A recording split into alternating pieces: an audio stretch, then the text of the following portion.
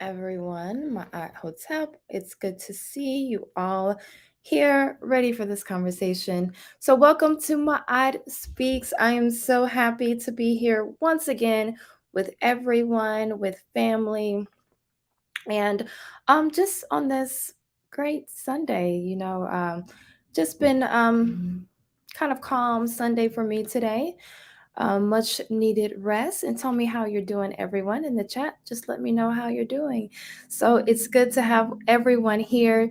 I do know that there's been some recent followers here. So if you don't know about Ma'at Speaks, new to Ma'at Speaks, or just needs to remember what Ma'at Speaks is all about, Ma'at Speaks is a channel that's aimed to demonstrate how to maintain, uphold, and build a code and culture through the principles of Ma'at. And through those principles, we first begin by applying those principles to ourselves. Then we extend those principles to our families and ultimately our communities. So, as you enter, I want you to make sure you do hit that like button, share the conversation with any and everyone who you think needs to hear this important conversation. I do just want to let everyone know that, while I, have different discussions on the channel is very much aimed to heal ourselves, heal our community, so that we can build with one another. I know that can be very difficult at times. So I just want everyone to know that everything that you see on My Speaks is in an effort to heal to heal ourselves and heal our community. So with that being said, I you can support the channel in numerous ways. I will be starting and be inviting someone on to help you understand what I'll be doing in efforts to help children who want to, well, mainly parents who want their children to be schooled in a more cultural way. So we'll be talking about that in the next couple weeks. So if you do support the channel, those a percentage will be going in those efforts as well. So I'll talk about that more in the next couple weeks or so. But as you know, you can support the channel right now in a few ways. So the best way to support the channel is by liking and sharing this content here, subscribing to the channel. Also, another good way is to support the channel through My Speaks, my Cash App. I also have Venmo, My Speaks, and then my PayPal is Gen Health Revolution. But also the super chats, those are open as well. So if you do want to support the channel that way, you can support the channel that way. Of course, YouTube does take a percentage, but you can support the channel in that way as well. Also, you can go to my website, generationalhealthrevolution.com. And, I do have, an ebook on there that you can support as well. And then you can always follow me on my Instagram at generationalhealthrevolution.com and buy me some tea at buymeacoffee.com. Okay, everyone. So before we get started and I introduce my wonderful sister here, I just want to shout out anyone who is already here, ready for the conversation. Thank you for tuning in. Shout out to TWP Popcorn. Thank you for always coming through. I appreciate you. And my sister Cheryl, thank you for coming. Peace to you. Always enjoy having you here. And so we're going to go ahead and get started. I'm very excited about this conversation. This is my first sister to sister, and in an effort, because I do have a lot of conversations with men on this channel, which is great. And I love having conversations with my brothers, and I will be having conversations dedicated to, to my brothers as well. But I really wanted to have more conversations with, my sisters, just because, sisterhood is important to me, but also the dynamics that come within that, as the healers of our community, or the ones that are the children's first teacher. All of those things, those are important. We will be starting sort of like a sister circle as well. I would love to start a Women of the Diaspora again. So, all of those things are important. I want to make sure that we're facilitating healing within the sisterhood dynamic because I am a woman, and I think that that is very important to furthering our community. So, with that being said, thank you for all who are here. And as you know, I always have a disclaimer before we start the conversation. I always ask that as you enter, just prepare to open your minds so that we can consciously heal ourselves. We have been given a filter that we are accustomed through seeing through, but this channel was intended for us to consciously heal ourselves, name ourselves in a way that is native to who we are, and I want us to be able to have conversations that heal ourselves, our community, so that we can build with one another and create a world that our children and future generations do not need to heal from, or they just come already whole. So, with that being said, I I'm so excited to introduce my dear, dear sister here. Met her some time ago on Brother Omawale's channel. So I'm excited. I think she is just an amazing person doing great work. And so, with that being said, let me introduce my dear sister here, Sister Nef, to MaatSpeaks. Because of my odds, give thanks. I'm so thankful and grateful to be here. Thank you Yes, for inviting. yes, thank you so much for coming through. And I appreciate, even with everything that you with your schedule and everything that you were able to. So with that, peace to you, Hawk. Thank you for coming through. I see you in the chat. But what I wanted to do, for those of you who, you may not be familiar, just tell them who you are, what you do, and just introduce them. I just want to introduce you to the community. So I'm Aust NeferKa. Many people know me as Nef. I am a revolutionary. I'm a spiritual warrior. I would say one of my proudest titles is I'm a sower of seeds that sprout. I am a farmer.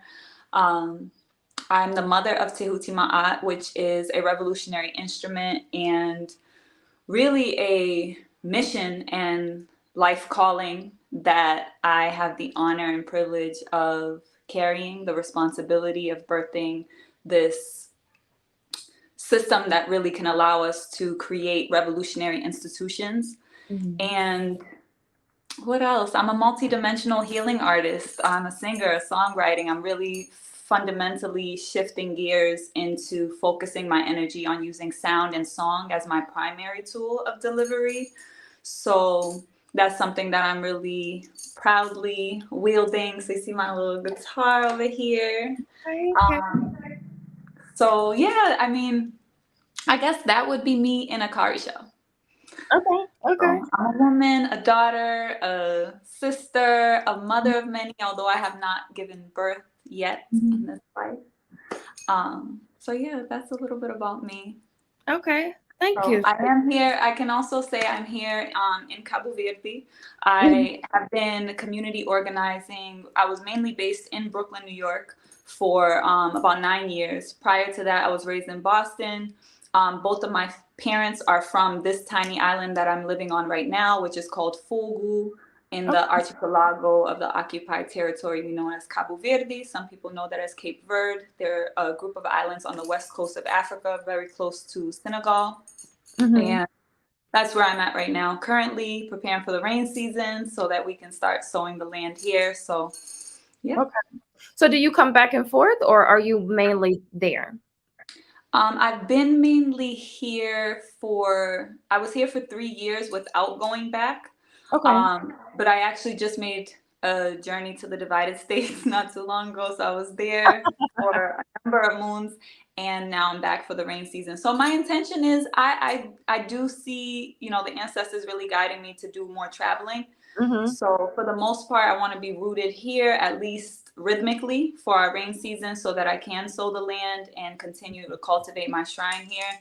But yeah, the work is global, as you know, because really it's about bringing, connecting. And I love what you were saying earlier about the importance of sisterhood. Mm-hmm. And I think that sistership is something that we really, really have to lift in this moment, because it really is prophetic for us, especially when we look back to ancient traditions, especially in ancient Kemet. A lot of our prophecies really show that it is through the sistership that we have resurrection of African people. So I think that what you're doing with this series is really powerful. It's really confirming for me as well, because my sister Tanu and I have been focusing on cultivating a series of conversations between the two of us to share our journey and our sistership. So I just want to give thanks for you even, opening up this space and lifting up the importance of us coming together as sisters. Yes, yes. I appreciate that. And I love everything, that you even detailed as far as the work that you do. Because I think a lot of times us as women, we don't think, we might do something in a space and we don't think about the importance of what that is. We don't think about how important it is that we have all of these different aspects of ourselves and how they're able to um, you know really play a part in that build in the healing for one, but also in the building of our communities. So the way Mhm. that I kind of wanted to start off the conversation was really because I wanted to get your I wanted you to see some clips as well, and we're going to kind of talk about some clips that were, kind of were brought to my attention the past week or so. But before we get into that, I just really wanted to talk about community, because since you do a lot of community, doing a lot of community work, and you're doing it globally, right? So what are some of the challenges that you do see as far as trying to bring people together and build within community? Because I think that's one of the things that I see that is the hardest, especially growing up here. And I also grew up in the south in Louisiana, very racist state. So just the challenges that I see personally is coming together and building with one another, especially when we have different viewpoints, different spiritual systems, all of those different kind of things. So tell me the different challenges that you may see as far as the building goes. Yeah. I mean, I think there's no shortage of opportunities. Hmm. One of the things that I really, really am very passionate about is really orienting our language in the way that we narrate so that we can claim our power. One of the quotes that I really love from Baba Huey P. Newton, may he rise in power, is that power is the ability to define phenomenon and make it act in a desired manner. And one of the key things that we have to begin to do as African people is defining for ourselves what is happening, what are we experiencing, and defining that within the context of our victory, because we are a cosmic people, we are eternal.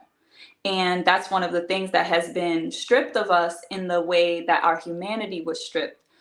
So, in terms of reclamation, in terms of healing, I think fundamentally we have to restore ourselves, and we're already using a colonized tongue. So, the language that we're using, the vibrations that we're using can very easily be stifled because the language was quite frankly designed for that. Right. So, I say that to say, I like to look at our challenges as opportunities to strengthen ourselves. And Hmm. every time that I shift my perspective on that, I get more excited about seeing these opportunities because they give me more inspiration in terms of designing systems. Because really, what I am, I would say, is a systems architect. Um, really building systems and designing healing systems, medicines that we can use, psychological medicines, um, spiritual medicines.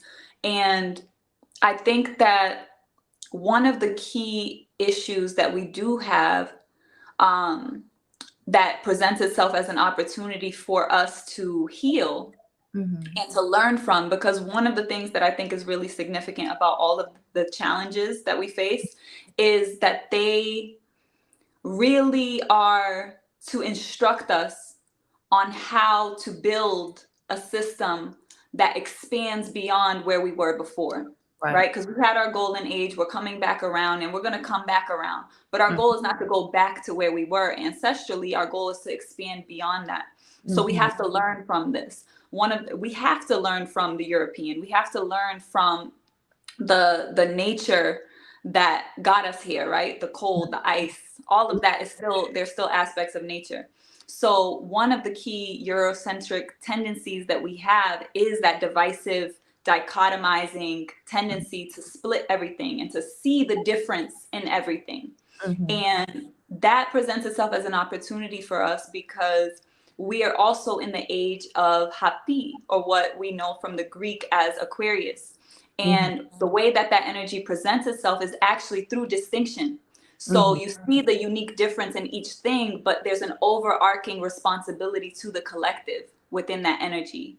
And that's the predominant energy that the collective humanity is moving towards. Right. So when we look at the differences that we have, they really are an opportunity for us to find a way to create a system to move forward that actually honors each individual and all of the distinct aspects of us, right? All of our different ethnicities, all of our different flavors, so to Mhm. say, right?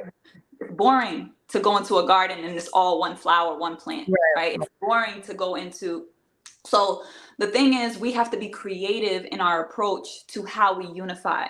And I think that with Tehuti Ma'at, that's one of the ways that we are finding a lot of success is through our creativity Mhm. and our ability to engage the youth in helping us to design systems. So even though our differences has been something that has presented opportunities for us, we've been able to find ways to use that to bring us together. So all of the different systems that we've been creating to organize ourselves really allow for each person to come in as a unique expression and also be wherever they are. Sometimes we can be kind of cultish when we're trying to organize and we want everything to be, you Yeah. know, the same. Mhm. And really that would be pushing against the current in this case. Yeah. So I think that that's one of our key issues. Another opportunity is really doing the work around the ego. Ego death, ego rebirth, Mhm. um, which is really linked to the other opportunity that I would say, which is the opportunity to encourage and empower more feminine or female leadership, Mhm. so that we can begin to create more balance between the masculine and the feminine. And the only way that we can really do that is that if each person is going through their own healing process. So for us, we define revolution with the first word being healing.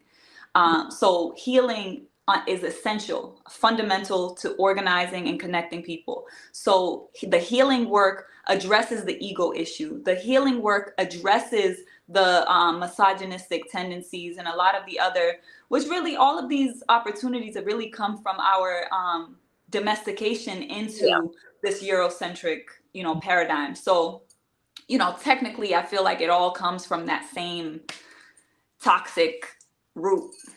Yeah. So. Yeah.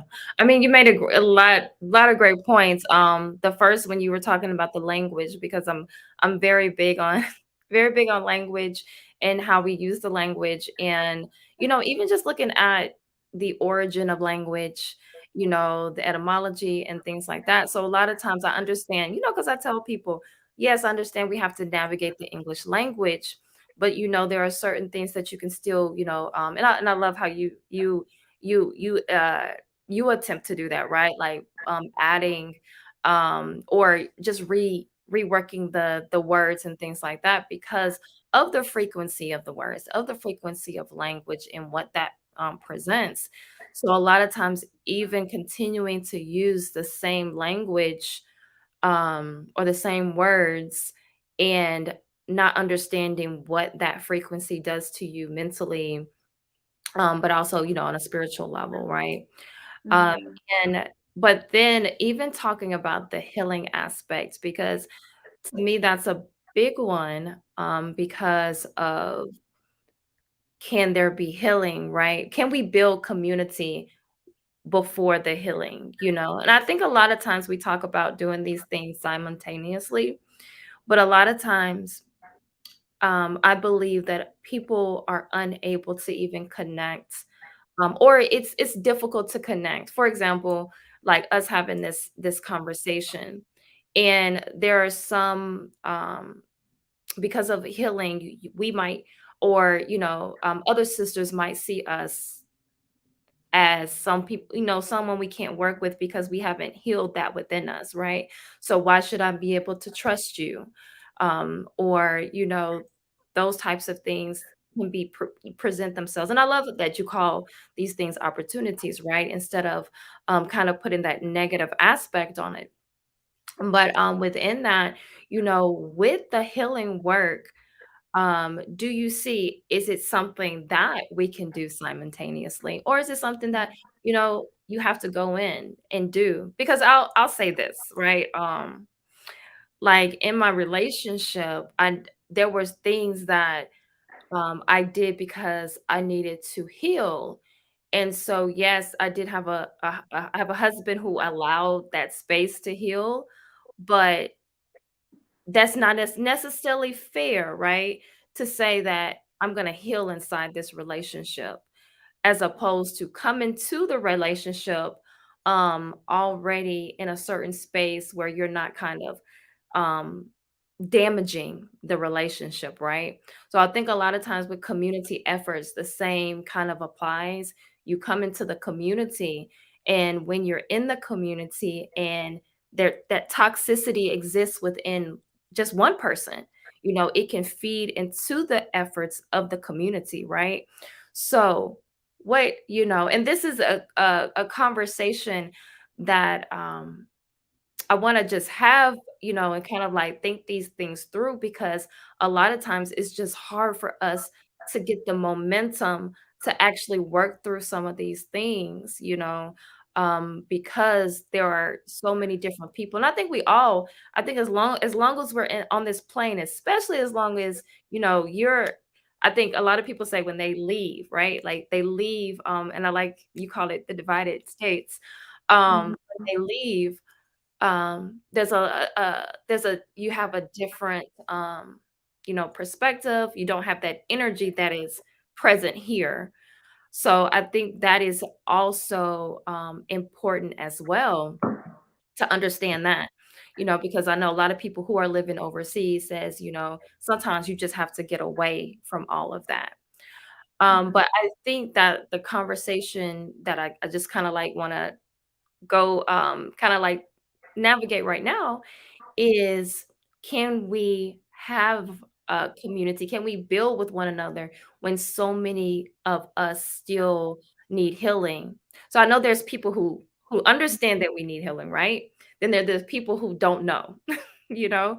So navigating that, right? How do we navigate that as individuals? Because like you said, we all are different. We all have different experiences, and I just kind of want you touch on that. Like, can the healing come before the community? I mean, can the community building come before the healing? That's a great question. I wanted to also say when you said that, there's some people who know, and then there's some people who have no clue yet. Mm. And even among the people who know, so many know and they're not doing it, because That's true. the healing is not easy. Yeah. Um, as much as I would like to affirm that we can create ease, it is very painful. We have a lot of pain to move through, and the only way out of it is through it.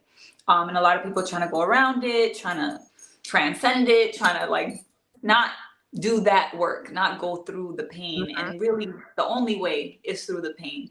Right. So it's a painful process. And I think for anyone who's gone through any significant phase or stage of healing will know that really there has to be a lot of grace and a lot of compassion, like what you were saying about your partner being there, Mhm. giving you that space. I was also in a partnership for 9 years, and he gave me a lot of space for heal. I feel our soul contract was for my healing. Mhm. Um, and I needed that support. And that's where I actually want to begin is, one, I'm always an advocate for both and, right? Because like one of the declarations I say every day is I'm healing and leading simultaneously. Mm. And I go in on what that looks like for me, but I'm clear that there's still things that I'm moving through, that I'm still healing. And at one point in my journey, I felt like I couldn't do that and do the other work. But the Right. reality is this entire time it's really been an ebb and flow. Mm-hmm. And I think that the most important thing is really for people to listen to life, because nature is really our ultimate model and Mm. guide.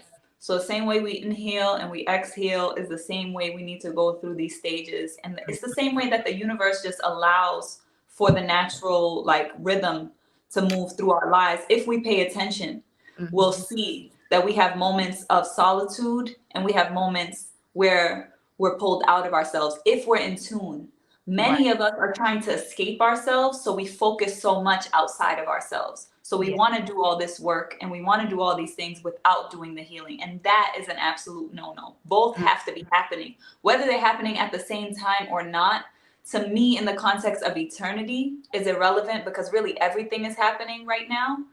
And I Yes. feel like we have to allow ourselves to flow with whatever rhythm our life is allowing for. I went through 3 years of introspection, completely Mm. eliminated myself from any type of social work. Like, I mean, I completely, and to this day, I never came back on my personal social media. I never, returned to that space, or like Facebook or any of those things. Um, that was a very important part of my journey. That Mm. was my initiation. My ancestors really held me and nestled me and really moved me through a very, very powerful space. I think that whenever our lives, our ancestors, the divine aligns us with the opportunity to have that space, to Mm-hmm. go internal to that degree and not have to be dealing with the external world, so that we can truly go into deep healing work, we Right. should embrace that. Even if that means during that space we're not able to serve. I Mm-hmm. think that people who are in positions of leadership specifically really have to focus on healing. Healing has to be the primary Yeah. goal. So to me, I feel like, yes, both can happen at the same time, but really the healing is the leading piece.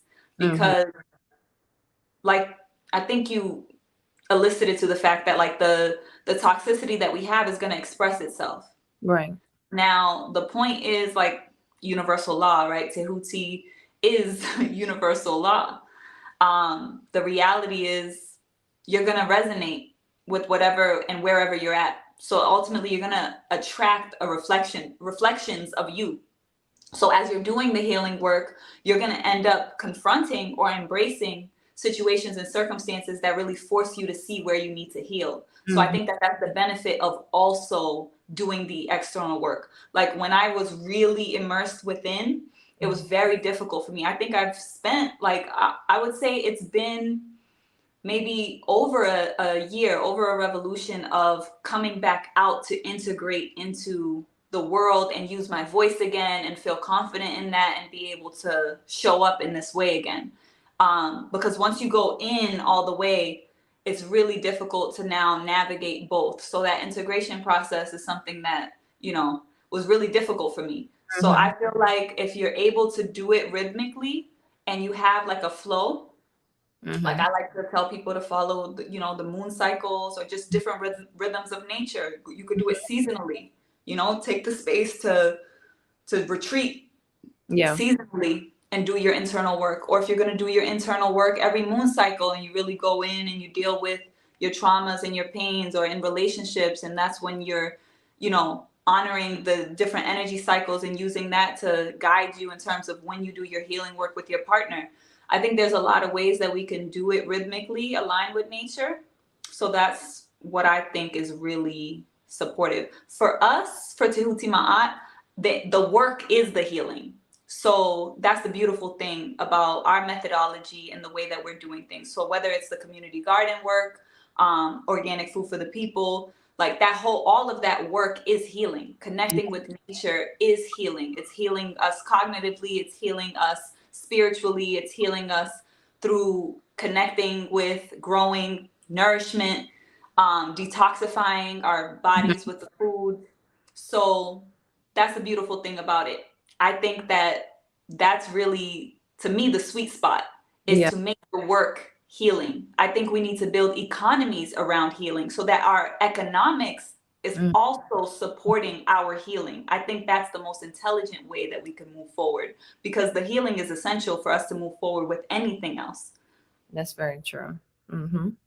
And so that's really I'm gonna go to this comment in the chat because I think it's important to know the difference. But you touched on something where you said healing is hard, right? Like it's difficult. It's not easy, right? And I think that with social media, healing looks like it's all love So and cute, sis. right. And it's like, and I like those depictions where they said like what people think healing is and then like versus the reality of what it actually looks like, right? So, here, I'm not sure how to say your name, but um Gazi maybe? So people use healing as a divider, too, as a tool for isolation. So something that I have noticed within the social media because we can speak on like we can have a whole conversation on social media alone and how it is creating this like mental like just mental toxicity, right? And so what I see a lot of is a lot of people talking about shadow work, but their shadow work is for it's like they want everyone to see their shadow work, right? So when people like even talk about that, because healing is something that primarily does happen because people they may see the finished product of you, right? They may see that, or and that's with anything, whatever, if it could be a business that you're working on, whatever it is, they see the finished product, but they don't see the time that it took, the things that you did behind closed doors, what you did in the darkness, right? And so I do think that, um, and we can take this comment in different ways as well, because I think some people do choose to separate themselves from people who do not want to do the healing work as well. So there are times where it may be more beneficial to you to separate. And I mean, that's what even a lot of people are doing, just separating from this country. They're like, I don't, I know some people who say, I'm never coming back, right? And that is, you have every right to do that because this this country itself, it just spews toxicity, right? So you have to be really intentional with your healing work, right?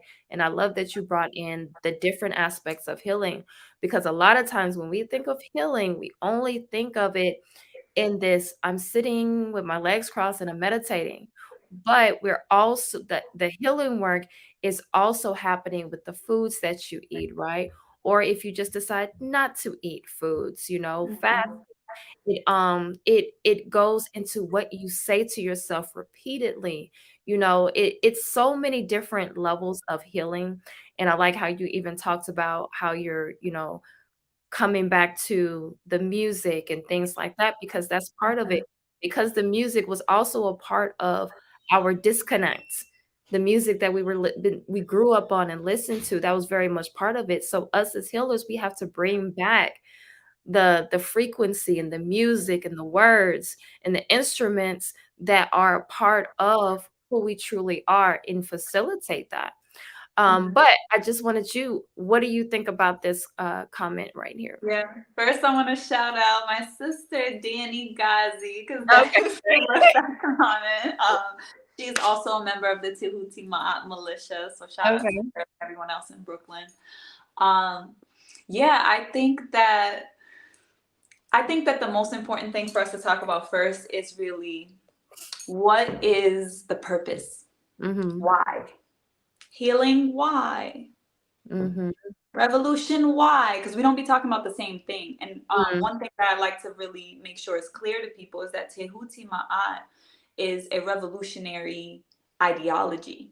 Like they're cosmic principles. So one, we look at Ma'at as the guide, right? Ma'at is the order, Mm-hmm. right? It's beyond the truth. It's the synthesis. It's the wholeness. Right. And Tehuti, and it's centralized symbolically, as we know, through the heart and the weighing of the heart on the Mm-hmm. scales of Ma'at with the shuti, the feather of the ostrich. Now, that's representing the heart, right? The morality. Right. Tehuti is the mind. It's the masculine. It's the complement to Ma'at. So we have to make sure that they're whole. Now, for us, we're very clear that that's the purpose. So I wanted to start with that because when we have the morality of Ma'at, right, order at the center, we can make sense of the chaos because now you have the chaos. Now you have a purpose. There's no need for order if there is no chaos. Right. So now we put the chaos into position and we create a solar system, right? Mm-hmm. So I feel like one of the things that the reason why that's important is because when people leave and go away, Mm-hmm. or isolate themselves for healing, separate themselves in any way, that separation must be for a purpose. And Mm-hmm. ultimately, you have to come back to the truth, which is Right. whole. You have to come back to the union. I could be here and never go back. You know, there were points where I didn't even want to go back. Like I was very much fixated in the pendulum swing. Mm-hmm. But ultimately, Ma'at is for us to synthesize, and then you come into center. You have to be able to know where's the center. And if you need to go at either point of the spectrum, you know, you can do so, but you can do so because you know the whole spectrum. So Mm-hmm. we do have to be open-hearted, open-minded to a degree to be able to experience and know what the whole picture is. So when we leave, we can deal with, okay, the beauty and the majesty of nature. You could even do that in the divided states. I mean, the planet is ours. Like, I'm not giving them nothing. I think we need to be clear on that part too. It's like the work we have to do, we're going to have to do it regardless of where we go. There's no escaping it. Just like Mm-hmm. there's no escaping ourselves. So again, it comes back to that. Like we could try to escape ourselves, but we're on a planet full of people. If we were meant to be in isolation, we would have incarnated into a realm where we would just exist alone, Right. right? Mm-hmm. And the truth is, everything is one. It's a universe. I feel like we keep forgetting that part. Like the unification is built into it. We're not really separate. That's the illusion of separation, so that we can sense and make distinctions. So we do need that space. And I think it's important for us to allow people to be wherever they are in their journey and trust and see the divinity of each person exactly where they are and where they think they should be. Each of us should just be focused on our own journey inside ourselves. And Yes. from there, the clarity that we have from within, we create and express from that space. Mm-hmm. So even when people are being agents of chaos, you know, I ultimately have to also learn to just surrender to the fact that that person is serving their purpose too, because I'm no more divine than they are. Mm-hmm. So if I feel that they're in opposition to what I represent and I choose to put myself in position to speak Ma'at, then Mm-hmm. I'll do so. That presents me that opportunity. But I do think that it's a matter of like really trusting that the healing is happening. Mm-hmm. And I think also in terms of what you were saying about what healing looks like, it can look so many different ways, but I do think ultimately we do have to look at the reality that we have a lot of programming and Yeah. conditioning that we have to deal with. Mm-hmm. A lot of the ways that we were raised, we have ancestral trauma, we have generational trauma, and we have karmic Yeah. dynamics that we have to deal with as well. We have past life energy. So it depends on where you are in your journey. That's why the journey is eternal. Like, I don't like when people say like you never finish healing, because there are certain things in my life that I have completed a healing process on. Like literally, I'll just get into personal, and this could be a trigger warning for people, but I also want to say when things trigger you, it's for a reason. It's Mm-hmm. because you still need to see that there's something there for you to work through. Don't run away from the trigger. You need to really lean into that, because the goal is to not have the triggers, not to avoid and run away from the triggers. So I just recently arrived back home in Cabo Verde, and I was like going to look for tires for the car and whatnot. So I went to a place and I was walking in, and literally the man that molested me as a child Mm. was at the door. Mm. And I said, "Hi, excuse me." And then he was like, "Oh, why don't you say hi to me the proper way?" And I was just like, you know what? But mind you, this is already me going through 9 years of healing. That was Mhm. one of the specific healing, one of the specific traumas that I really had to heal through that really allowed me to embody my voice, Mhm. reclaim my voice, reclaim my divinity, and why the music for me and using my voice is so significant Mhm. because it's an expression of this healing journey I had to go through to take back my voice and to also use that to be a song leader to get other people to take the power of their voice as well. Mhm. So I see this man and I'm like, no, what I won't do is until you deal with and we have justice for the situation of what you did, I don't have to say hi to you any which way. I didn't Mm. even need to acknowledge you Right. because touching children is a problem and you Mhm. can't be touching children. There were other people present there, and I made it a point to affirm and declare that very clearly for other people, and everyone there was like, yeah. Yeah, like, people probably wouldn't know, but I think that's one of the things that's really important Mhm.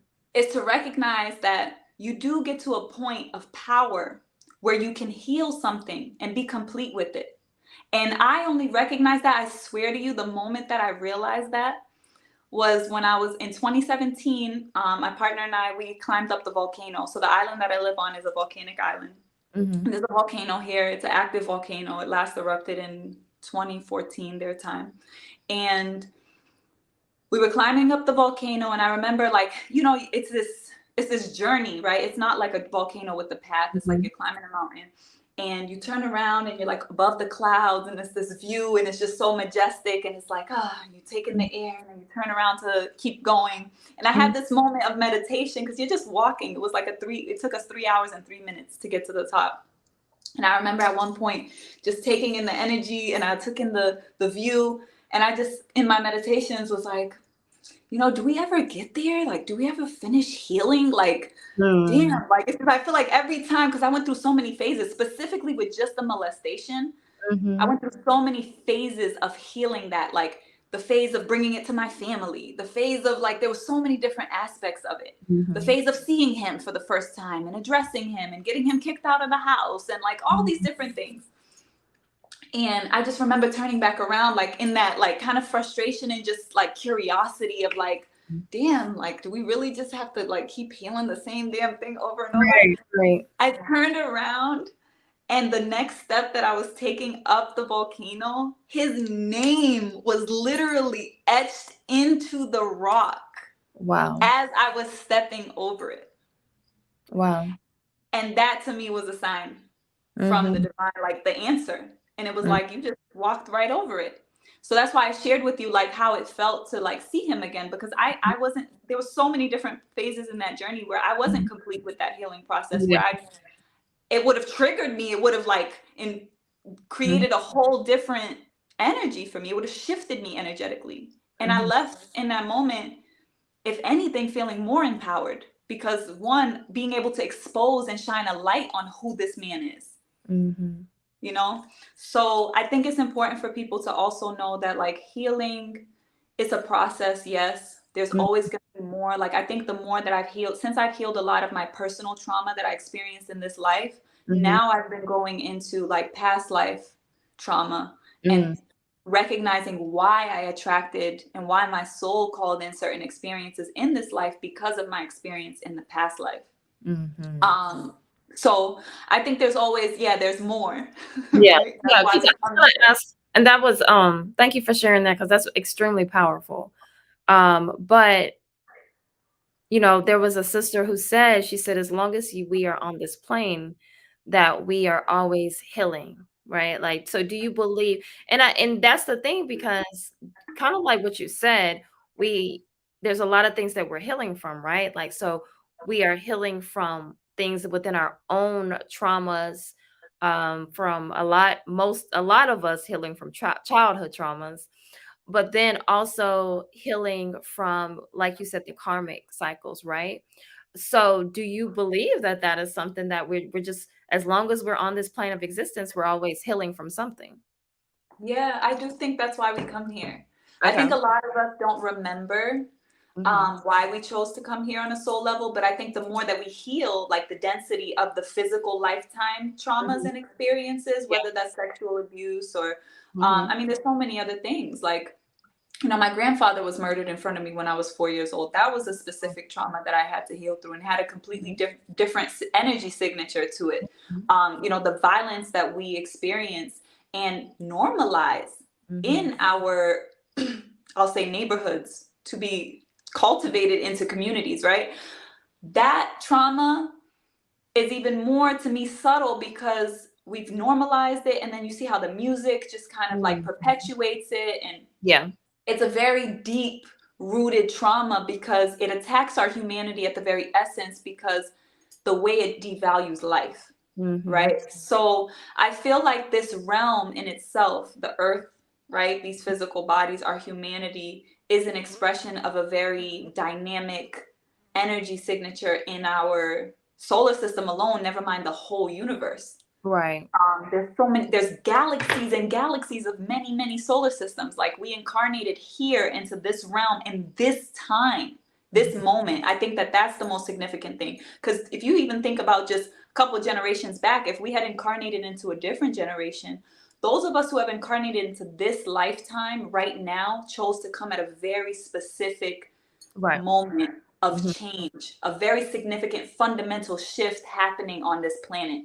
Mhm. And a lot of us are warrior spirits. I feel, for me personally, I had to go through what I went through in this life to be able to be a leader and guide others through their healing process. I saw my initiation as like being put into a dark room and having to feel my way and learn how to see in the dark.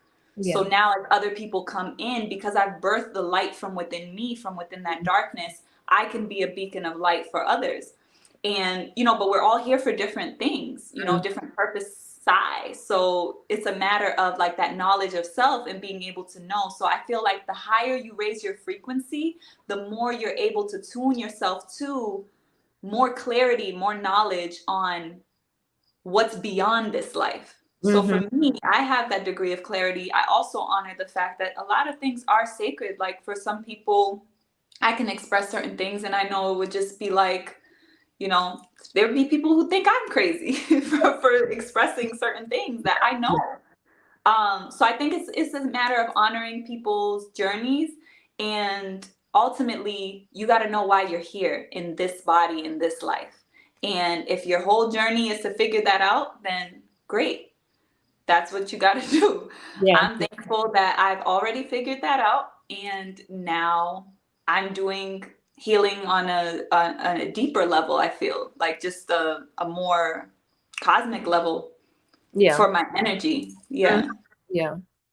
And I think, and I agree with that. I agree that that is the point, because I think that we get stuck in the physical body, in the physical healing, that we're not able to go to the depth, right? And I think what happens is, in essence, that is kind of what creates those reoccurring karmic cycles, because um, we're not learning those lessons, even just on the basic level, right? Because even within the way that what we consume, and I'm not just talking about food, right? Like, I'm talking about Mhm. everything that we consume. A lot of it is, we deem it as acceptable because everybody else accepts it.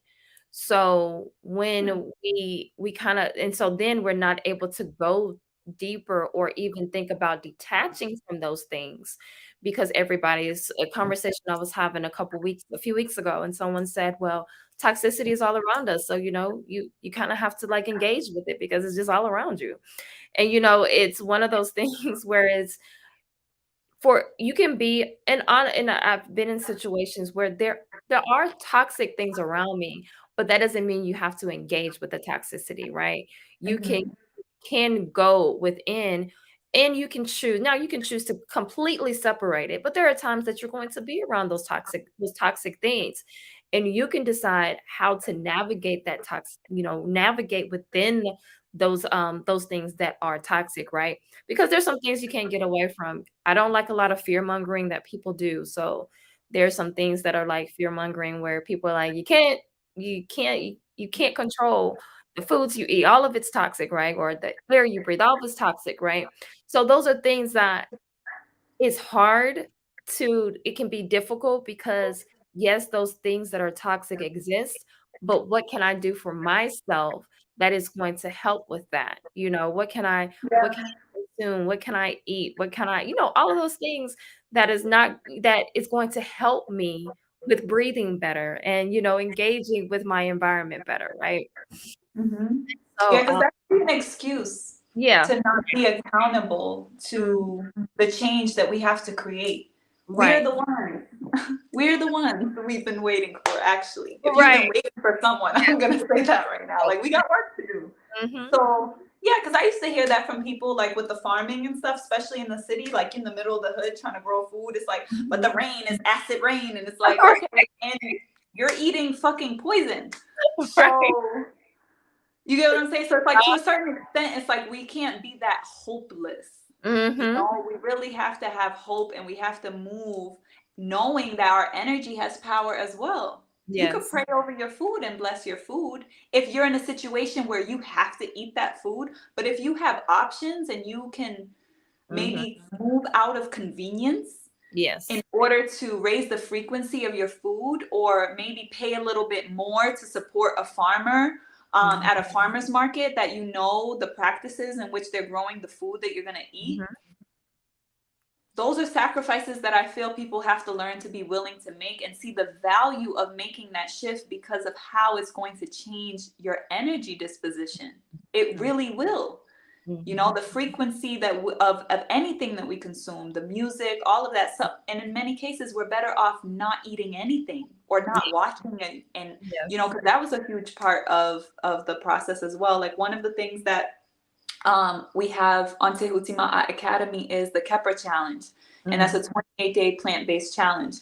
Mhm. Now, the point of that challenge is really to be more like an immersive intensive for you to go within yourself. So the goal is to remove any external influences. So not to be online Yeah. consuming information, not to be on social media. You know, you're really supposed to be focused on being more in your productive, creative space as opposed to your consumer space. Right. Um, so I think also another thing I want to bring up again in the spirit of Ma'at is balance, Mhm. because only you can know what you need in order to balance. Like I remember with Brother Omawali, one of the things as we were learning each other in our leadership dynamic, I had to keep emphasizing to him because I was like, bro, I just spent 3 years, 2,000 miles over the sea level in a high altitude, immersed in nature.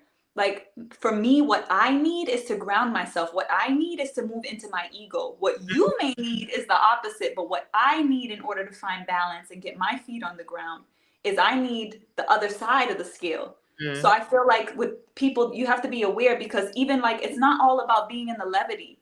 We need Yeah. the gravity as well. So like you said, it's like, you know, Mhm. we got to be able to engage in that. Like I needed to go back to New York City. You know, Right. for me, it was very healing for me to go back, and I came back and I'm able to function here with more clarity and more honesty, right, Mhm. Mahat? Because I'm now looking at the full spectrum. I'm not being extreme in one direction, only wanting to, you know, move in alignment with things that are, you know, in a very rigid way. So I think it is important for you to know, you know, where it is that you need to find your balance. But ultimately, for the most part, for the collective and for people, most people, we need to move into higher frequency things. It's very rare that you're going to have people who need to embrace selfishness and things like that because most people are operating in a very selfish space. I was sacrificing myself in service to the point of my own detriment. So Mhm. that was something I had to acknowledge within myself. Why was I doing that? Why was I not valuing myself? What was that an expression of? That was deep healing work as well from my maternal line. So knowing what things come from our maternal line, what things come from our paternal line, abandonment wounds, very subtle psycho-spiritual, you know, trauma that we also have to deal with. Because like that like it's very clear to know like, oh, I watched someone murdered in front of me. That's something that's clearly going to traumatize me. But sometimes it's that subtle thing like my father leaving Yeah. or my parents getting a divorce, or things like that, that some people may experience, that they don't necessarily see as having that blueprint of, I don't know, emotional instability or whatever expressions of chaos they might be experiencing in their behavior. But when it comes to organizing in community, those things show up because people begin to recycle that. Again, coming back to the karmic aspect of Ma'at, because Ma'at is also the reason why the heart is weighed, is because you have to be accountable to your choices that you've made. So in the next incarnation, right, the next expression of your soul, as your soul continues, because nothing dies, we just continue, you continue from where you left off, essentially. So Mm-hmm. that's the karma. That's the, like, that's why we see it in a microcycle in this life, when we go through something and then we keep creating it over and over until, as you said, we learn the lesson, right? We see the blessing in it. But when you're avoiding it, when you don't want to look at it, you end up creating more of it. And it Yes. gets to the point where it can be consuming. And you Mm-hmm. not only have to now deal with healing that original trauma, you have to heal every other pattern that you added to it in recycling the trauma in your life. Yes, yes. Very well said. I want to shout out Kian because you did send a super chat. Thank you for the love. I appreciate that. Peace to you and peace to everyone who's coming through and adding to the conversation. If I can't get to your comments, I will. But I don't want to mess up this flow right now. And one thing, because I am a holistic health guide, right? And with that means that I'm very nutrition is very important to me. So a lot of people will have seen that on my channel, that nutrition and the things that I have seen, because of the way that you eat what you eat. So something that you said just made me think of, when you said like balancing that, right? So there's a certain level of, there's something called, intuitive eating.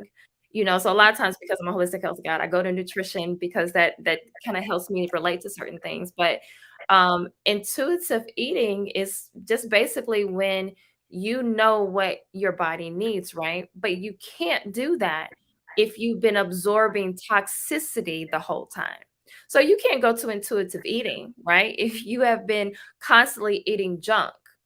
But once you fast from that, or you just change, you can change to a healthier way of eating, a plant-based diet, whatever that may be. Then you can go to intuitive eating. And one part of intuitive eating is that you completely, for example, so for me, it could be like and your emotions are tied to what you eat. But for me, it could be tied to chips, right? Because I like chips were my thing. So, but a part of intuitive eating is actually not having chips in your house. So if you have that craving, right? Because intuitive eating means I understand my cravings. I even look at, why am I craving this? What am I feeling right now? What emotion am I feeling? And if I still want those chips, I got to drive to the store and go get those chips, right? But a lot of times you're like, it ain't even that serious. I'm not about to go to the drive to the store just to buy these bag of chips, right?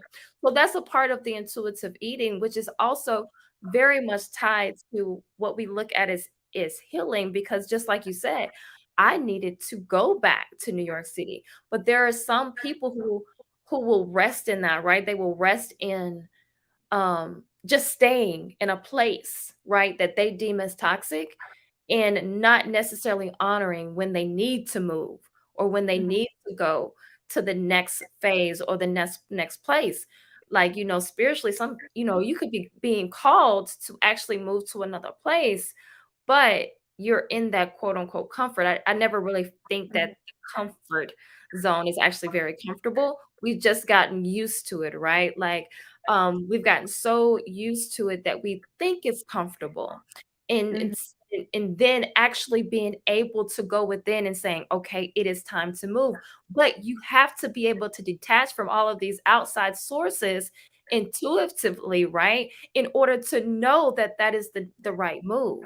It's the same. It can be the same with relationships. You came from a toxic relationship, and in the beginning, you could not. You had to have somebody, your friends, telling you, "Girl, don't pick up the phone or don't respond to those text messages," right? But once you have completely removed yourself from that toxic situation, you get a call or a phone call or a text months later, it doesn't bother you because you have removed. You're almost like, what was I even doing? What was I even seeing in this person? Right. So I think those are the different aspects that we have to understand. And then we have to have these conversations. We have to have people that we can count on to help us navigate through that, because a lot of us continue to absorb toxicity or refuse to follow the callings of our healing because um we decide to stay in it. We're just staying in it. And there's a misconception of always, and I'm a person who believes in honoring where you are. I was in this group one time, and someone was saying, they were writing, they said, "I'm always writing sad, and I wanna get out of that." And I said, "Well, maybe right now you need to honor that," because I believe in seasons, right? Like, you have different seasons, but a season changes. You don't stay in a season. You Yeah, don't the stay in only constant in the equation is change. Right. Right. So I think that's the thing where we end up kind of staying somewhere, but we're staying there because we haven't removed ourselves. Because some people are being called to remove themselves from different situations, or sometimes that's just what you have to do in order to understand like the better route, right? So for Mhm. some of us, even when it comes to our eating habits, there are some things I remember when we first went we went plant-based, and I've been plant-based for a while, maybe a year, right? And I went out with a friend, and she was eating chicken, and she was like, "Oh, I'm so sorry to eat this in front of you." I was like, "That doesn't bother me." Like, Mhm. because there's just some things that, you know, will not bother you once you have completely removed yourself from that situation. So Mhm. I think that's a very important that we understand um the going within. And I understood what even and I saw that she wrote more to it. She said, I'm also talking about when communities ostracize people for what their healing looks like, because sometimes it's really ugly. And that's the point I think we've been struggling with cyclically. Yeah. Yeah. So Mhm. I understand that aspect as well, where Mhm. people are getting ostracized because of that, right? Like, there's a disconnect with what actually healing looks like, when we know that healing, right, is it's really a personal thing, but it's personal, but it aids to the community, right? So your healing is going to help your family, and then it's going to help your Mhm. community. Go ahead. Yeah, I really want to talk about that because I think the key really there is the judgment. We really have to deal with that. Because there was something you were saying earlier that, because I want to come back to the nutrition piece and expand on Mhm. that though, because I think that that's such a great example, because especially because the biochemistry of even how the Mhm. gut is connected to the brain, and what you were saying, like you have to starve those microbes so that you don't have those cravings. But you Mhm. also have to go through a process of connecting enough with your body where you can even know what your body sounds like. Yes. So you can know, okay, my body's asking me for more carbohydrates, for Mhm. one way of putting it, or more magnesium, or what minerals are you deficient? Oh, you having Right. Right. a chocolate craving. What are the healthier whole options that you have to give your Mhm. body the fuel that it needs, that it's calling for, instead of the toxic food. But Mhm. coming back around to what I was saying about the judgment, ma'at, right? We have to always come back to the fact that ma'at is a moral inventory you do on yourself. Mhm. You Exactly. only judge yourself.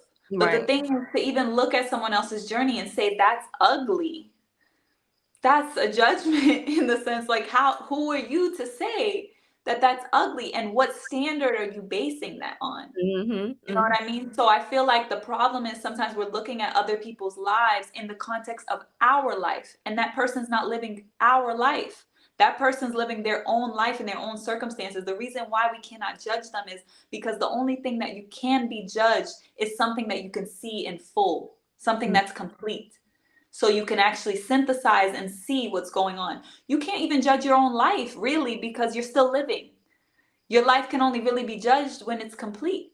We Yeah. are in a finite body, right? So there's at some point where the body does transition, which is why you see the judgment scene with Mm, Ma'at symbolically there, and the heart is weighed, and you also have other witnesses. You have your lungs, you have your liver, you have different parts of your body that testify for you yeah. at the judgment scene, because now your body has completely lived that cycle, so now you can account for that.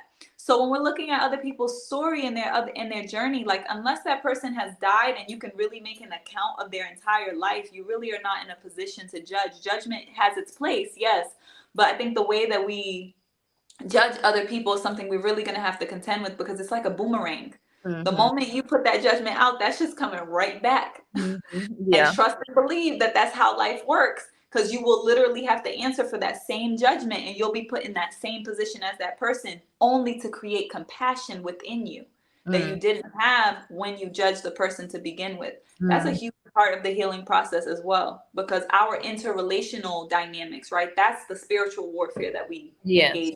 Mm-hmm. So I feel like it's very important to remember that Ma'at is a moral inventory within. Even when we're seeking guidance, it's important when you're looking at someone as a reflection that you seek guidance that guides you within yourself. You Mm-hmm. know, you seek principles to live by, not someone telling you don't eat meat.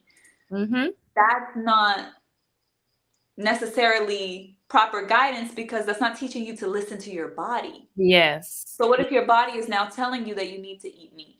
How Mm-hmm. do you now direct yourself? If you're given principles to live by, where it's like, okay, I actually want to live in alignment with nature, then the way that you acquire that meat, the way that you participate in the death of that animal, Mm-hmm. you know, what that animal was fed, all of the different components that you might want to think about in terms of engaging in that particular industry, that shifts. So I think it's really important for people to remember that really the guidance we seek really should be within ourselves. But I do want to honor what you said, and I agree with that. I think that's why many of us are in position to lead and to guide others, is because people do need support.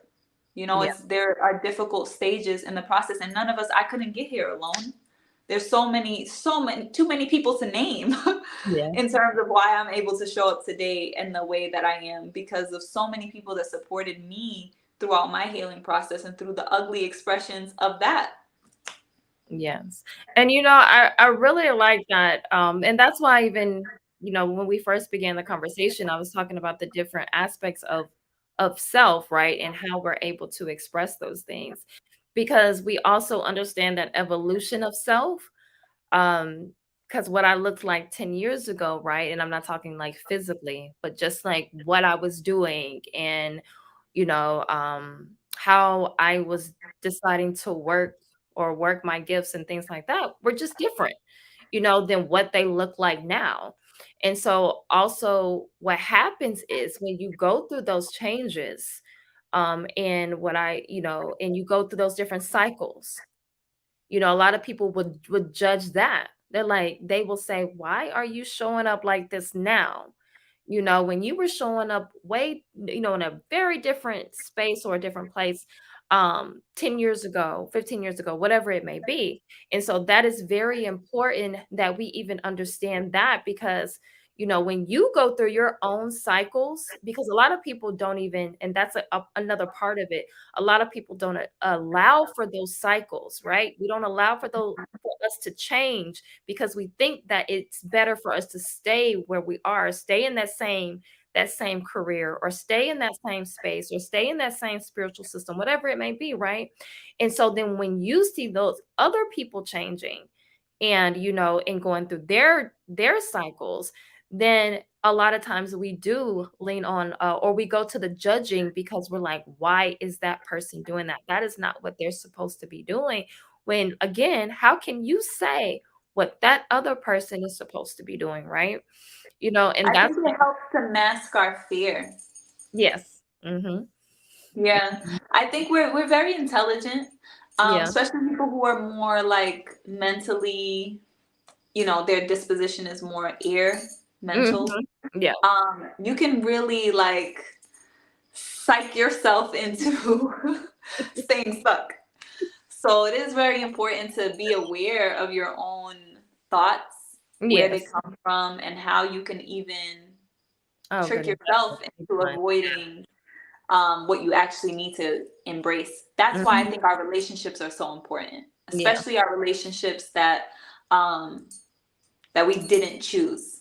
You know, Yeah. like our family relationships Mhm. and what they reflect to us. Like you can't escape those, Yeah. and they are a reflection. I think that's an area where we need deep work Yeah. collectively, everyone. Oh, yeah. You know, around family and what our family, the family that we came into, has to teach us Mhm. about who we are in this life, and not necessarily avoiding that. I know there's moments where we may take space from that, especially when we're dealing with highly toxic dynamics in certain relationships, but it's still important to face it, you know, and see it, learn from it. So, And, sometimes I even think that you are the lesson, right, in the family. Like, you have to like, and sometimes me personally, like, I understand that, the way that I operate, the way that I move as far as it goes within my family, like, coming from the family that I came from, which is, I do I do believe that there's some things that, exist within the southern part of the world in Louisiana, right? That are very much tied to African spirituality, but mhm, we don't address it, right?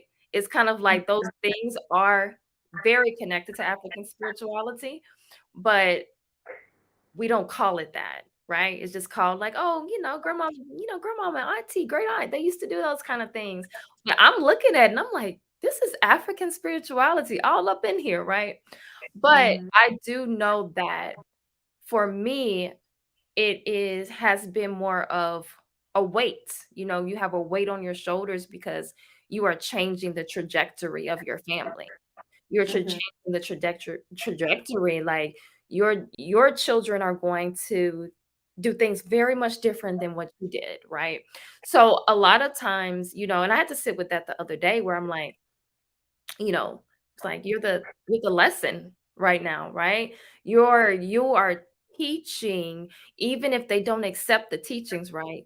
But you are teaching what is supposed to be taught in this new line, in this new phase, this new cycle of your family, right? But of course they're not, and it's hard because about months ago, I had to accept, even if they call you family, even if they call you daughter or niece or whatever, that does not mean that they're going to accept you, right? So I mhm, think a lot of those things that especially when we come from, our family, we don't look at it like that. We look at it as we're always supposed to be, connected and tied together, and that can be very difficult. And I do want to really go deep with that in the future, because that's one of the biggest pieces within our community dynamic. And I think a lot of us have different viewpoints on what that looks like. So I grew up yeah, as a child, right? So I was raised as an only child. So that looks different for my husband, who was the oldest of three, right? So we have kind of different perspectives on when I had friends, my friends became my family, right? And so, I treated them as such, to this day. Like, if you're my friend, you are my sister, like, that's because I had to create my sisters. I had to create, my family because of how I grew up. I had my cousins and things like that. But, as far as people who you connect with, like, that's different. So I still take that, right now to this day, and so I think that is something that we do need we do need to navigate as well, the family dynamics, because there's a lot of healing that has to go on within that. A lot of pain, especially, as Black women, there's a lot of pain there when it comes to, and I'm gonna show a clip that I wanna kinda, like, discuss as well, briefly, concerning that, because I do think that a lot of things go under the radar, right? Like, they go hidden, and we accept it, as opposed to actually addressing the real issues within our mhm, community. And that's a big one. Like, the family dynamics is a huge one, because especially, and I speak for myself, especially where I come from, you don't touch or you don't talk about the pain or the damage or the trauma that incurred Keep in your family business right. under the rug, right? Yeah. Right, right. And so that's one of those things that we have to really kind of, because like we talked about before, if you are not addressing and working through your physical trauma, the trauma that you endure, especially as a child on up, most of us are not even getting to the trauma from our teenage or our teenage or adult years, right? We still dealing with trauma from our childhood. So if we are not addressing that, we can't get to the where we get to the real I'm not gonna say the real because that's real too, but we're not getting to the depth, right? We're not getting to like you said, the cosmic things. We're not getting to the real The spiritual. source. Yeah, right, exactly, exactly. We're not getting to that because we're still working from the trauma from just like as a child, right? And like you said, there are things that we don't even recognize as trauma, especially in our community, right? You don't recognize things that have been deemed as we just deemed it as, it just happens in our community, right? We don't recognize it as trauma. Mhm.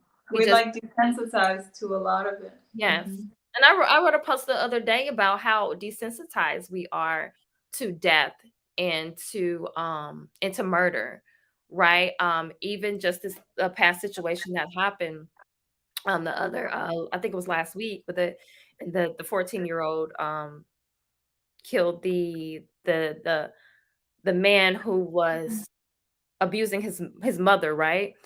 And I'm looking at the comments and everybody is just like, it was weird. It was almost like an experience where everybody's laughing and talking about, like, just joking. It was just like a really joking matter, and while I understand why they were saying the things that they were saying, it was also very much a decent they're just very much desensitized to death and murder, Mhm.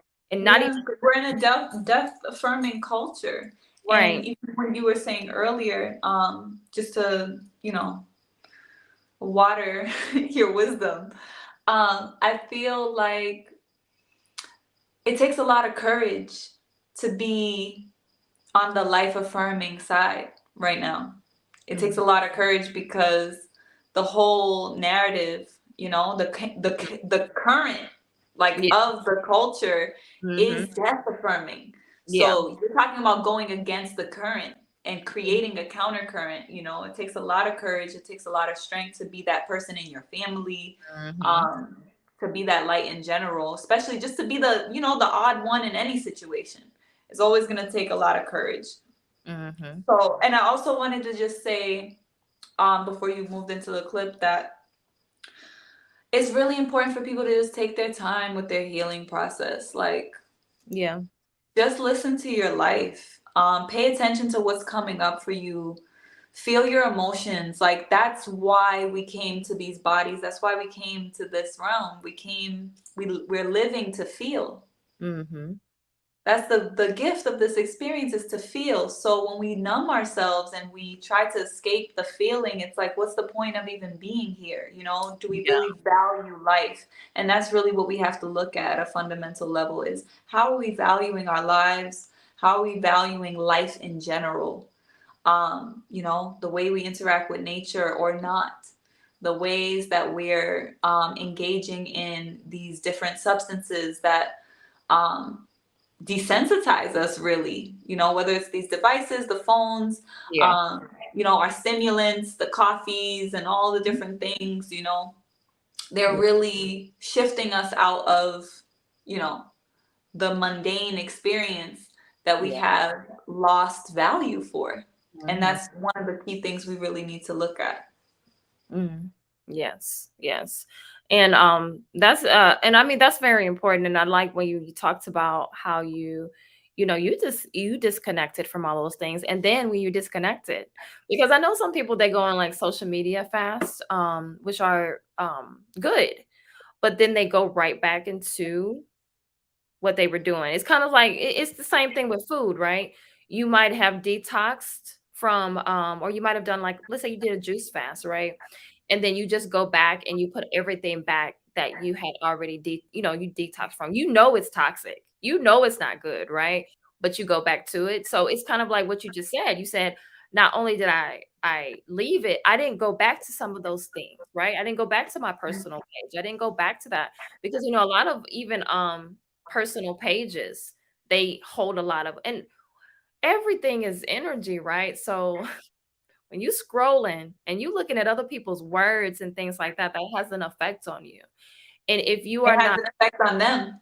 it has an effect on them, right? And so that's the thing, like actually detoxing from things, but are you going back to those things as well, right?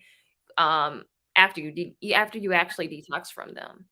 And so one of the things that I want to kind of go into before we end uh is the dynamics within like the Black woman and the Black man. So I saw this conversation, and there are some things that were great from the conversation. Then there was just some things that I disagreed as well from the conversation. So I'm going to go ahead and share it here.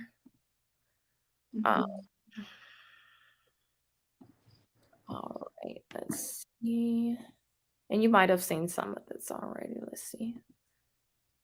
All right. So I don't have time to show everything I wanted to show. So I'm gonna start it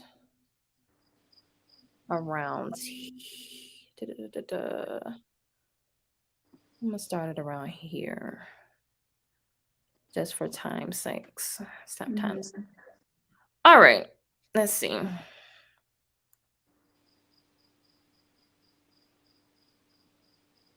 Disrespects me, right? I'm gonna start it a little bit. The first thing we got to do is take responsibility for why our women feel the way they feel. I can hear that. I'm not saying that they're right to disrespect, because even if a woman disrespects me, right, that still don't give me a right to disrespect her, because she's still the queen of the community. Even if she's not acting like it, I'm going to give her that respect. But when I hear brothers talk like this discourse we having now, we act like we don't understand. No, there's reasons for that shit. I do understand. Women are so valuable. You get what I'm saying? Like, I think women ground men and help them, propel to the next level. I think men get further in life with a woman, right? But when if I'm a hardworking man, but I'm only looked at as resources, and then he's ready to jump on Tom, Dick, and Harry because he got flash, he's shining a little bit more, his access to money is quicker than mine. It's kind of hard to have that. Well, no, one, I agree with you, but that's not all sisters. No, it's not. And if you're constantly running into that type of woman, then the problem is you, because you're attracting a certain low vibrational energy. Why is why that? not have that same energy for women? You just again, you have because the man we have a conversation as men. Yeah, I got plenty of interviews with all women where I check them too. Right. But as a man, you should not be concerned about what I say to them. No, as men, we should be concerned of what we're going to do to produce a better generation of Black males for tomorrow.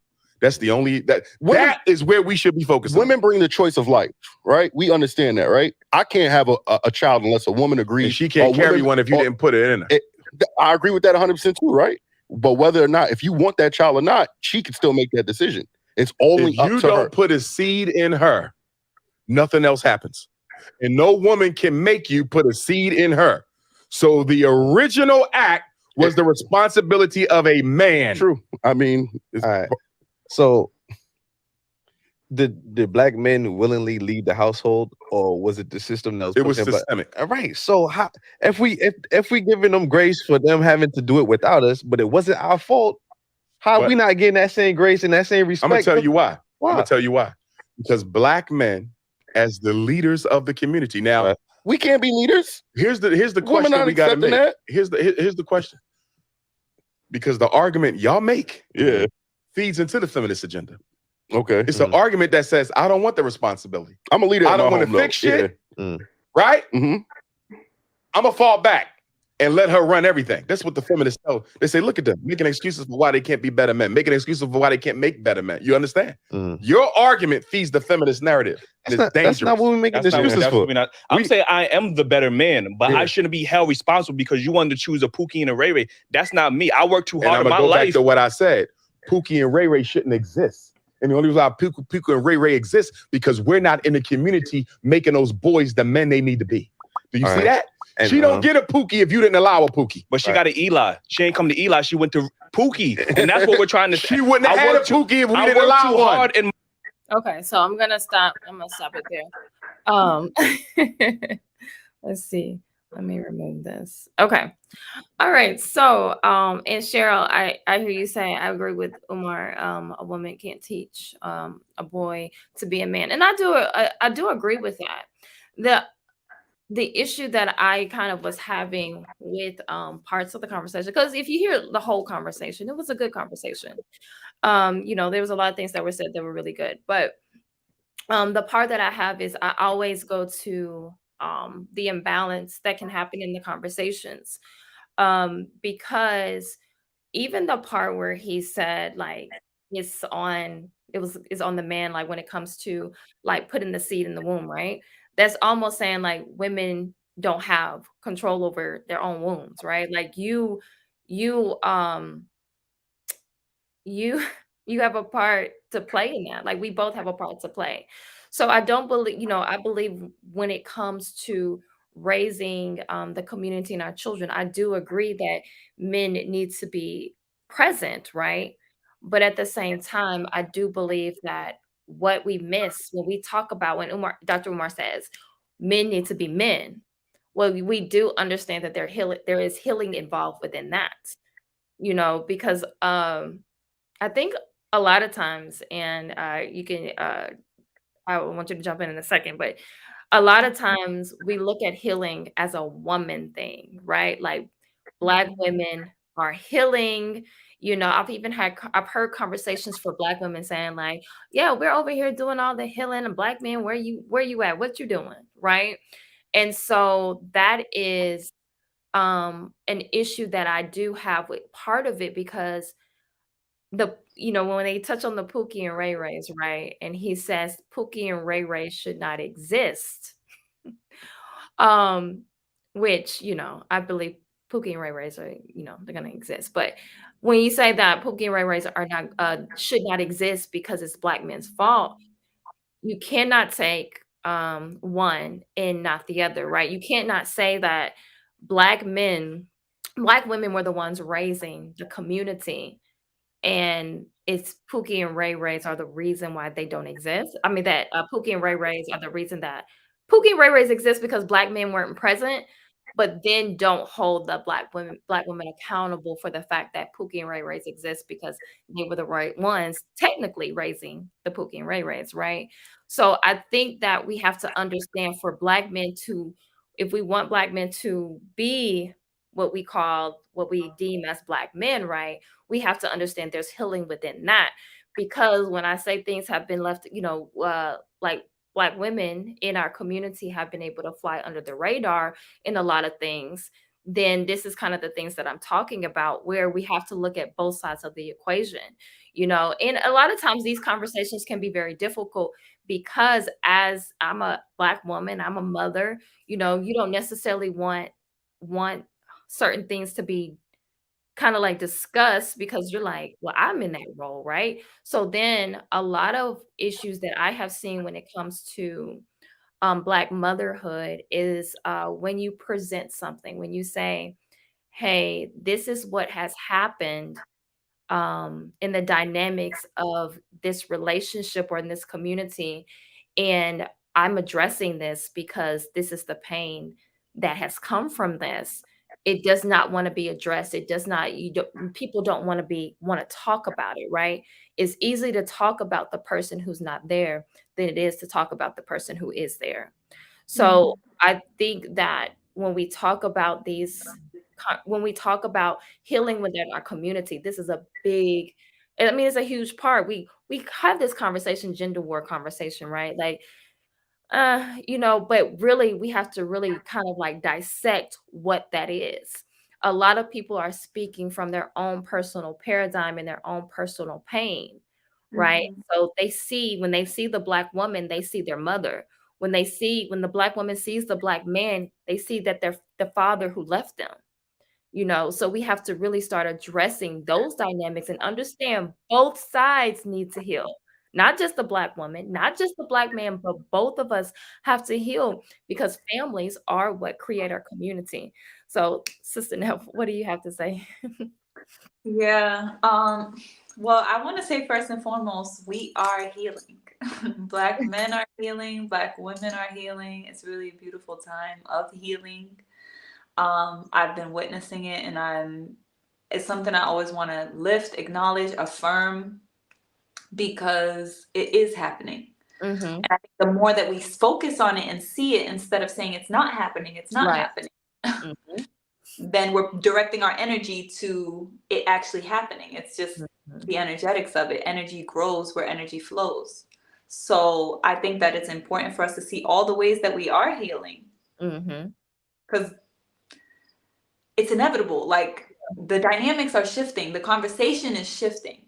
Now we have the so-called opposition that wants to keep us divided, controlling the narrative. I choose not to entertain that narrative. Right. And like, I don't even really like the Pookie and Ray Ray thing, or even like the Karen, like the. You know where that came from? Like, that Pookie and Ray Ray really came from Kevin Samuels. He started talking about Pookie and Ray Ray, so now everybody talks about Pookie and Ray Ray. Yeah, I didn't know that, but for me in general, it's just a sense of like, because that's why I even threw in the Karen in there. Like, I don't know who came up with Karen, but like, I get it. I get why we do that. But I think it desensitizes us to the reality and to the dynamics of the reality that there's so many different expressions. Like, it's literally like a stereotype. Yeah. I mean, we don't have to go back to elementary school to recognize the problem with stereotypes. Now, yes, they exist for a reason, but they limit us to a large degree. I think I'm going to really say that we need to stop playing. When we start having these types of like conversations where we're dealing with the conversation in those without the ability to deal with like the nuances of like, what are we actually experiencing and the limitations of what we're able to talk about because of what you just said about the pain that we're coming from and the expression of the voids that we're feeling within ourselves that are directing the energy that we're even putting into the conversation.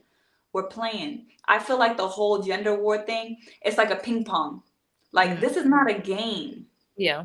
It's not a game. When we're really dealing with the reality, we're talking about our survival. Yeah. We're talking about our ability to reproduce and continue to exist. That's not a game.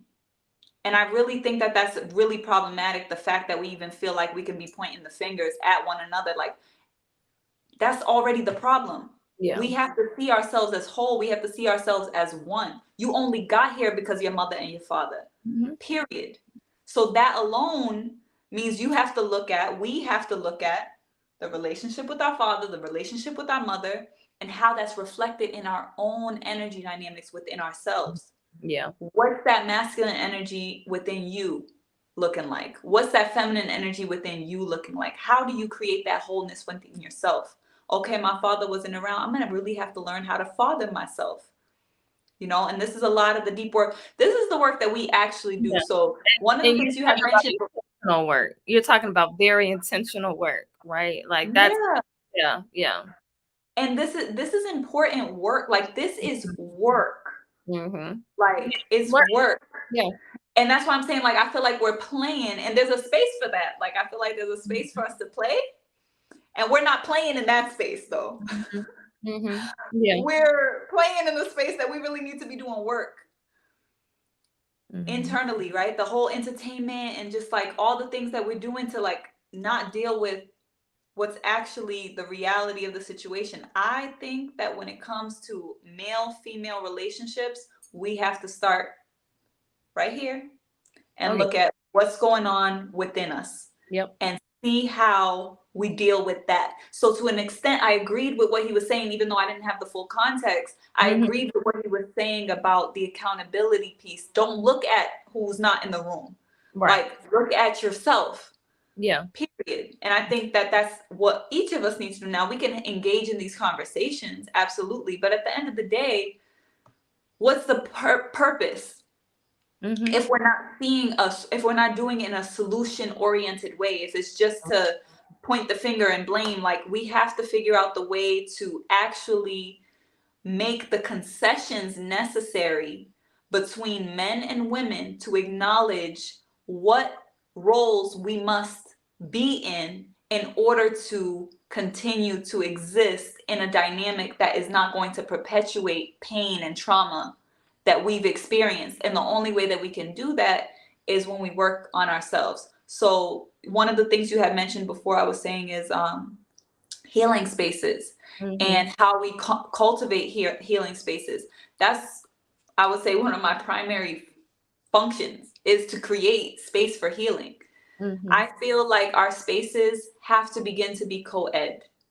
Back in 2016, when we first started doing our healing ciphers, it was a sacred womb circle. Mm-hmm. And eventually we started recognizing that a lot of the spaces, a lot of the trauma and a lot of the pain that was coming up to be released was really dealing with men. Mm-hmm. And that we really needed to engage men in the dynamic. So then we started, after a certain time, the brothers would be welcomed in, because you also have to honor the space. Like, some people are not in the space where they're ready to welcome men into that conversation and to be vulnerable in that way.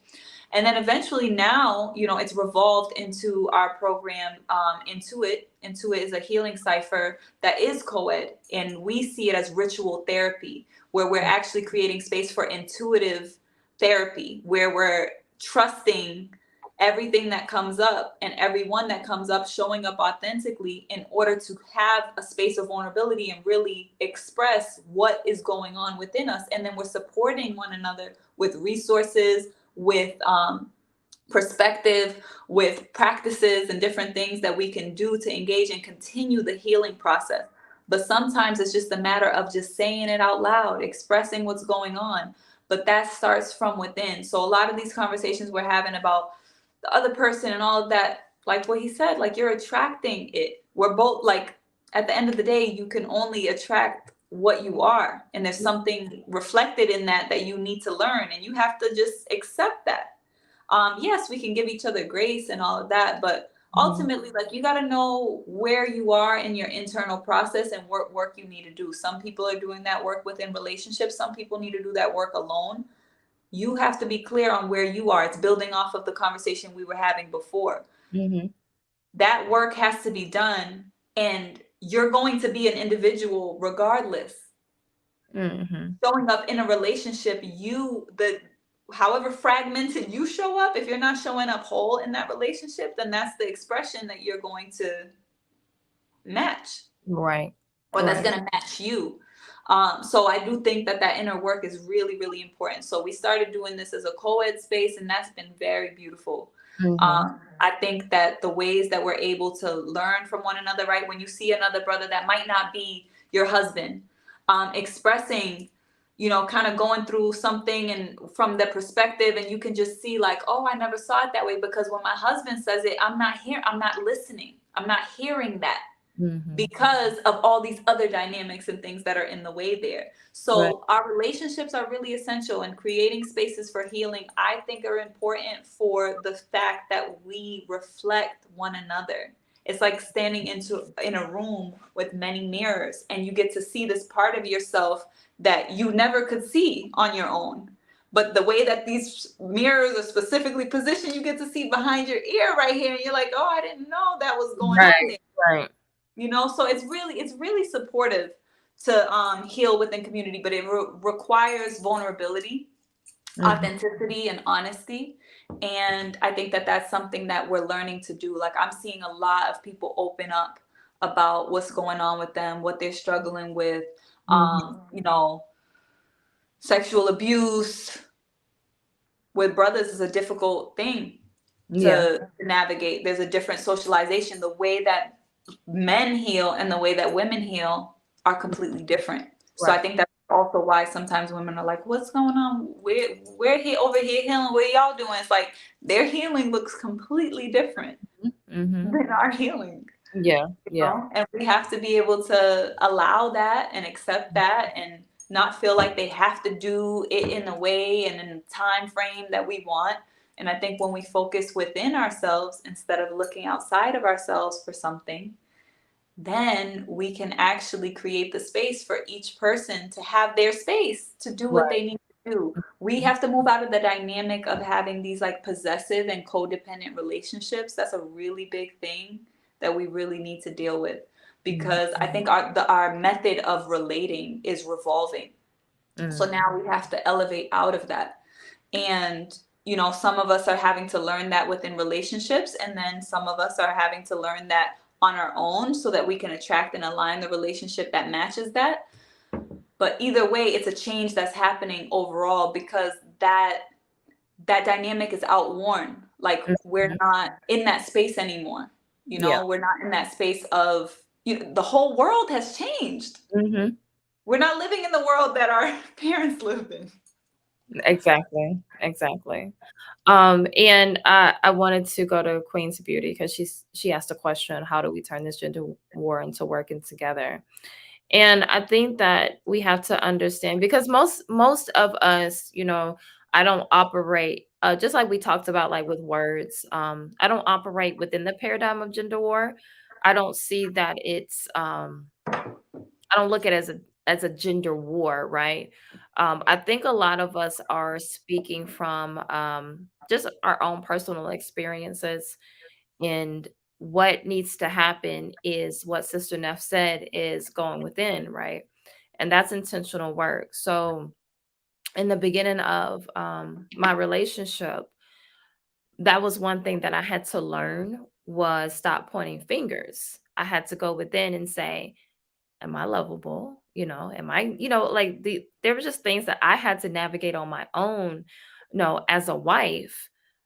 And once I did that, once I started just looking at myself and trying to correct the things in myself that may have been problematic, that allows the other person to do the same as well. And then you start evolving with the relationship, because there were a lot of things that I had to heal from. I had to heal from abuse from past relationship, things like that.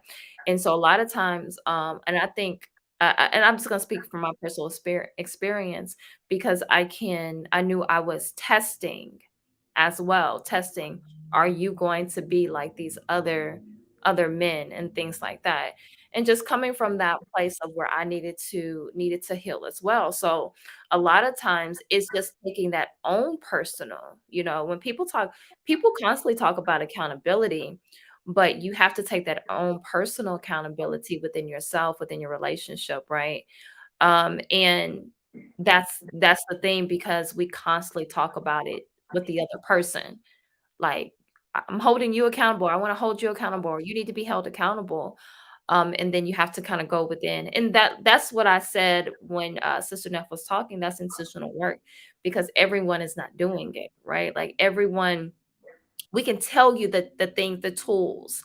Like people can give you the tools when it comes to whatever it is, I can give you the tools like for your nutrition, but it's up to you to actually go through with it, and so that's the same thing.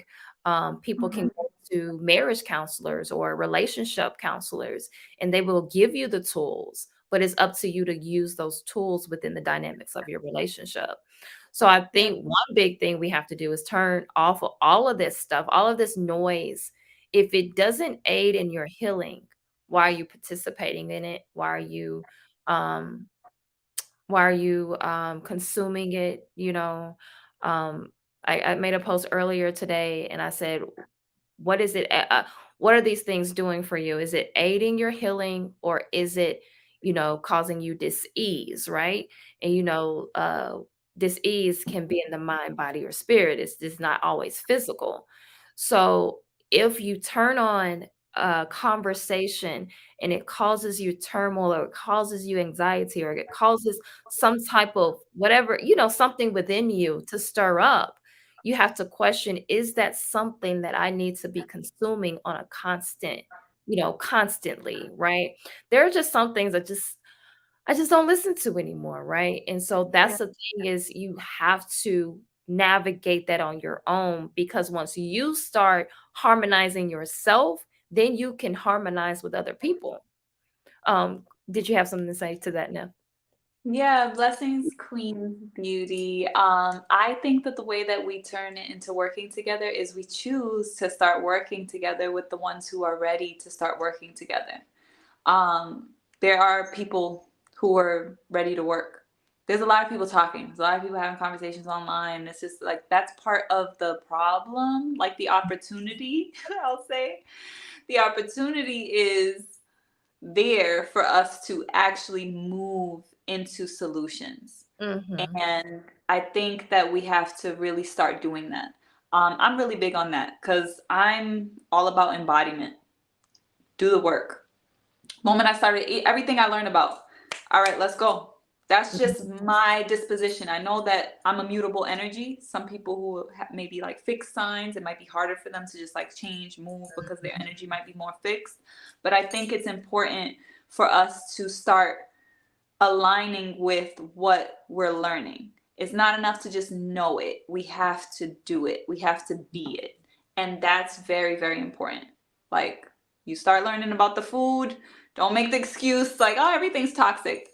Change the food. Eliminate the food that you know is not serving you. Stop going to Burger King and McDonald's. At this point, damn near everybody knows that Burger King, McDonald's, Coca-Cola, whatever it is, like, it's poison. It's poison. Stop. Like, we have to really just see the gender war is poison as well. So we do need to just stop entertaining it. Yes, there's going to be people in that space, and it's very important for you to recognize the power of your intentions and where you direct your energy. That's really what it wants. It wants your attention. So I think we need to focus on just doing the work together with those who are ready to do the work, period. Right. If you're looking for those who are doing the work, you can absolutely join Tehuti Ma'at, because we do a lot of work virtually, but we also do work on the ground. And the whole point is to create models. So like for organic food for the people, you don't have to be in Brooklyn, New York at Tehuti Ma'at Garden. You could be wherever you are. And if you have access to an empty lot, Tehuti Ma'at Garden is a model to show you how you could transform that empty lot into a farm, an urban farm. If you have access to another community garden that you just want to integrate into the network, we can do that work. Create healing spaces, right? The whole thing is about accountability, because I think that that's something that you mentioned, sis, that I wanted to lift as well, and just kind of mirror it a little bit. Going back to the thing that we talked about earlier about balance, you said that in your relationship, you had to, what I'm seeing is move into an expression that was more in your masculine state, which is, I feel, the accountability piece, right? You had to actually see and be accountable to what it is that, you needed to address within yourself, and then have the discipline to change that. Right. To me, that's an expression of our masculine that's innate, right? We both have masculine and feminine, whether we're men or women. Right. We have, reducing it to energy. Let's look at it simply as energy, because I know that these words become charged up because of whatever connotation people have with them. But there's an active and there's a receptive side. It's interesting because the example I will give, like for myself, is like, again, you have to be able to evaluate for yourself and be honest with yourself on what side you need to feed in order to bring balance to the scale. If the scales tip like this, you're going to have to put it on the other side in order to balance it. So for me, I felt like in my relationship, I really needed to focus more on developing out my feminine energy and being more receptive within my relationship. So I think that whether it's man or woman, we have to be able to evaluate for ourselves when we're engaging in relationship with anyone, how we're showing up in that relationship at any given point, because everything continues to shift, right? Even people that we're connecting to, their energy might shift, which will require us to shift in response to that. So it's not like a job you do once. It's like it's ongoing maintenance that we have to have within our relationships. So I also wanted to express that, like, we have a medicine, Navigating Eternity, that's all about holistic energy management, right? It's really about how we look at our lives and look at, like, even in the beginning, you were saying, like, how I was talking about all the different aspects of, you know, my identity or who I am. And a huge part of the work with Navigating Eternity is really looking at your life and seeing the different expressions of you, the different roles that you play, how your energy is being delegated, and then actually having a system to assess and organize that, because it's an organizing system. How do you actually create accountability? It's a accountability medicine. It's a time management medicine. So it's all about how do we organize our lives in alignment with cycles of nature. I want to highly encourage people to even just watch. We have a free webinar that's recorded on the YouTube page. It's also in the link in our bio on Instagram. But it gives just an introduction, and that introduction alone is enough for you to orient your mind to shifting and seeing how you can be accountable for your own energy. Because I do recognize that for some people, I'm saying that and it's like, how do I even do that? You know, if you're not regularly journaling and you're not familiar with your own inner dialogue to even know, like, what do I need to balance? How do I become more self-aware in general? This is a method that can support you in that self-awareness process, because there are prompts, there are things that you're actually going into in order to process what's going on with you energetically, internally, in all realms. So you're talking about your emotional, your spiritual, your mental, and your physical health, right? Because that's essentially how we deal with things holistically, which is going back to our African worldview, is looking at things whole, not just looking at one part isolated and not seeing how it's connected to everything else. So essentially, as we've been saying from the very beginning, everything starts inside. You got to go inside. Exactly. Yeah. And that's, you know, kind of coming, you know, full circle to the conversation is, you know, under, understanding that, you know, and kind of being able to use that daily and be intentional with it, you know, setting the scene. I've had conversations before and even had videos talking about that, you know, asking yourself, you know, at the beginning of your day, or, you know, kind of having what is it? It's what you expect for that day, achieving that day.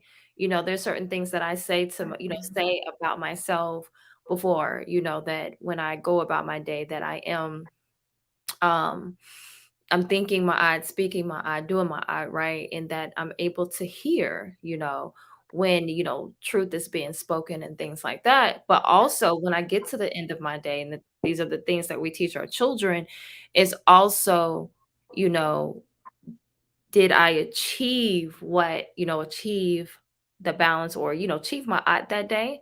But also, if I didn't uphold certain things, right? Because when we talk about my, we're talking about the principles of my, right?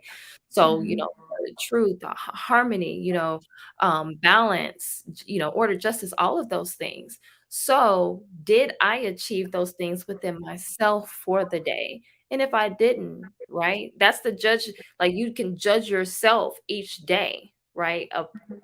Concerning your day and how you navigated that day, right? Because we don't all come out perfect, right? Every day. You know, there's some things that are just gonna happen within that day. You know, just like when you talked about being able to heal certain things, or having triggers.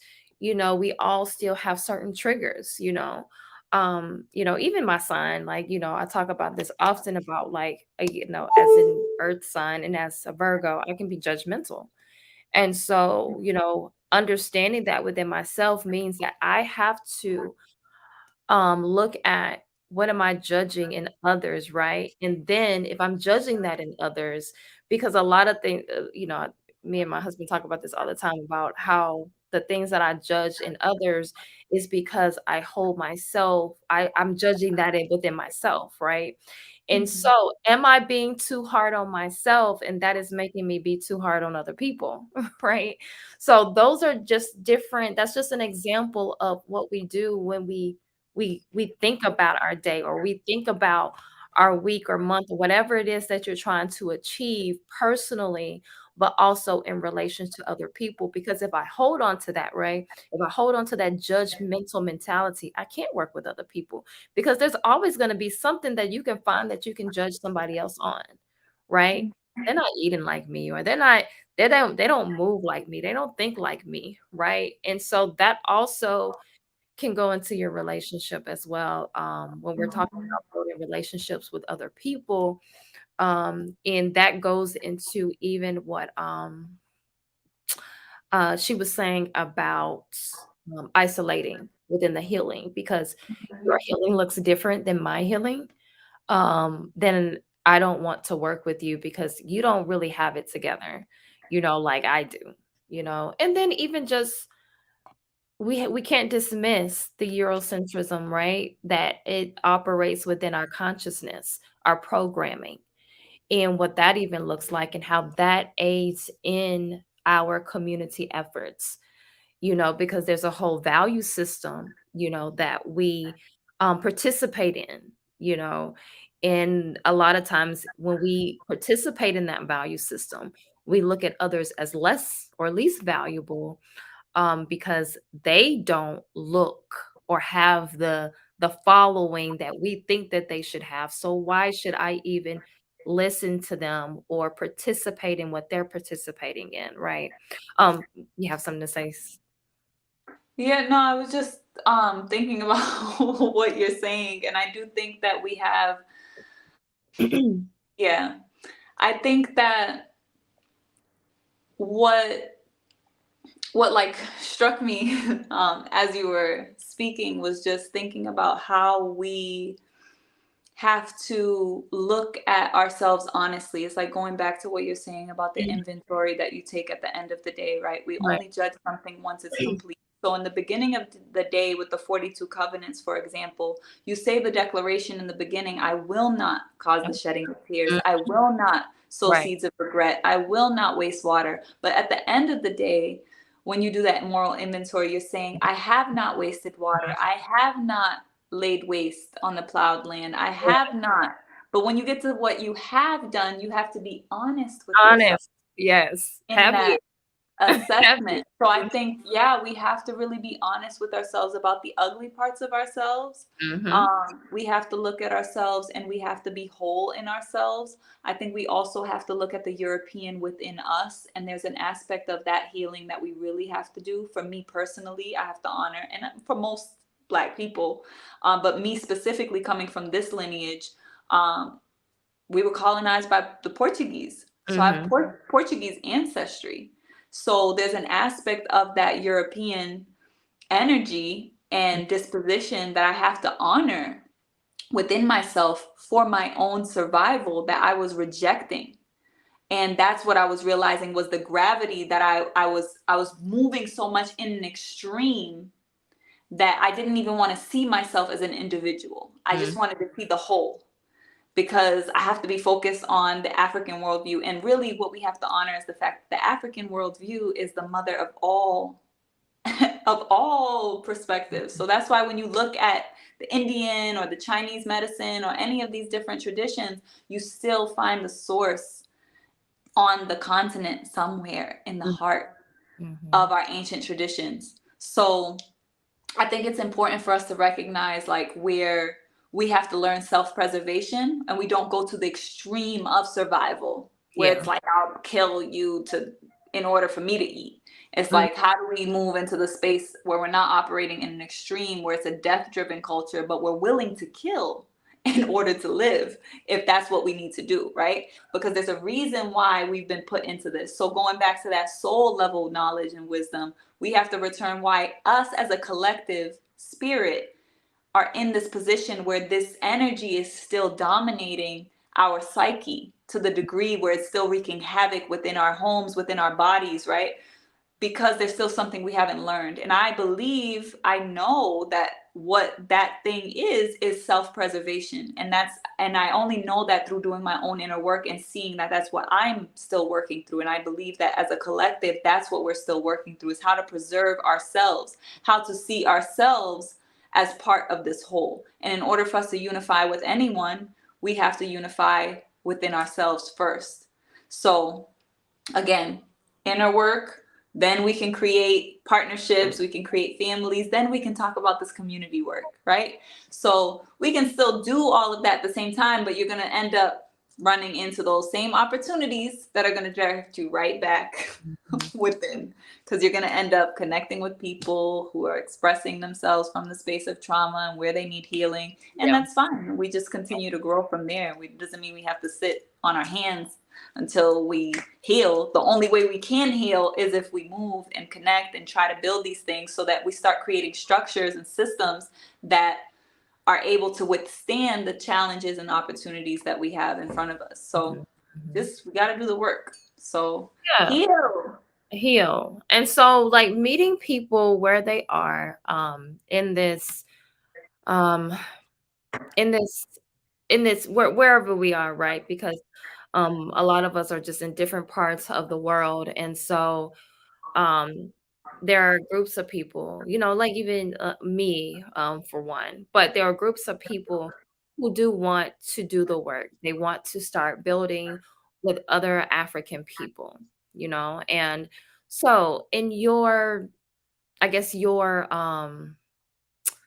what is expertise, I'll say that, in your expertise, what does that look like for people who may not feel like they have a community of people that they can build with right now?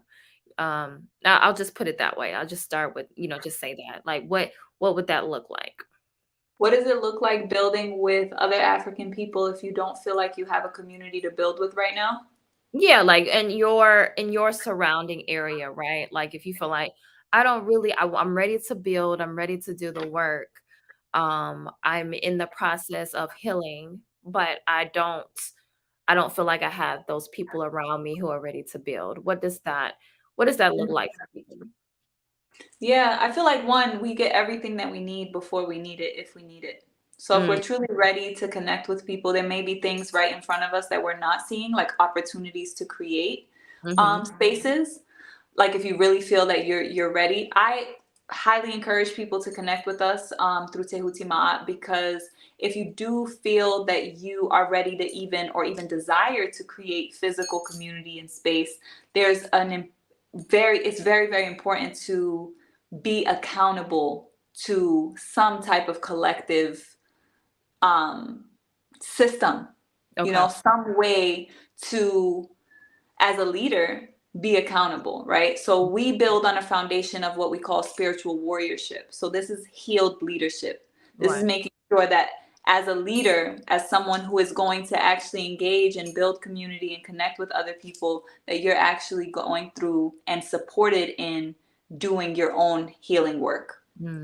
So that's why a lot of our programs, like I mentioned, the Intuit Cipher, that's specifically for us to have that space where, and this was designed because, when we look at like the Black Panther Party, for example, and you hear stories about Huey slapping people in meetings and, all kinds of crazy things, like there were no mechanisms of healing. Healing was not the central piece. So you had this person who was carrying this weight of, leading this very, very powerful and controversial instrument of revolution, and he didn't even have the space to really heal. So it's an internal mechanism of healing that we have, but then we also have systems. So it's like you don't have to do it alone. Community organizing is not something that I feel like at this stage in the game you have to just learn,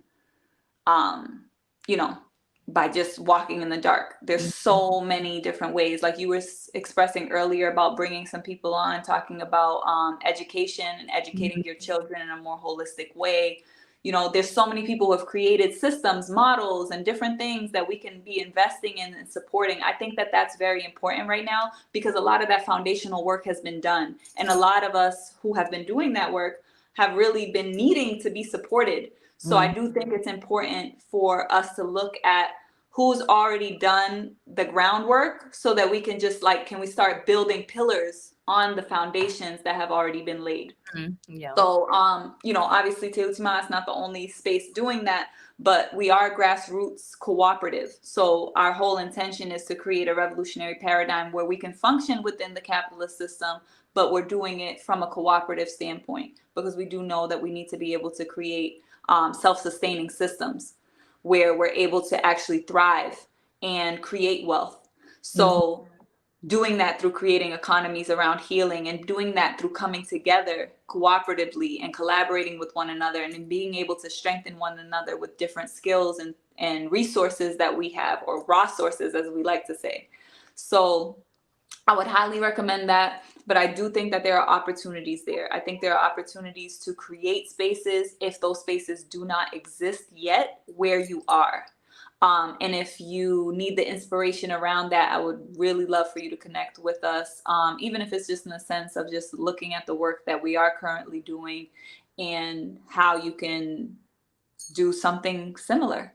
Yeah. So there's so many problems, which means there's so many solutions. There's not one solution, there's not one way. So I think that people just need to be creative enough to and encouraged enough to do it, empowered enough to do it, because that's what we actually need more of.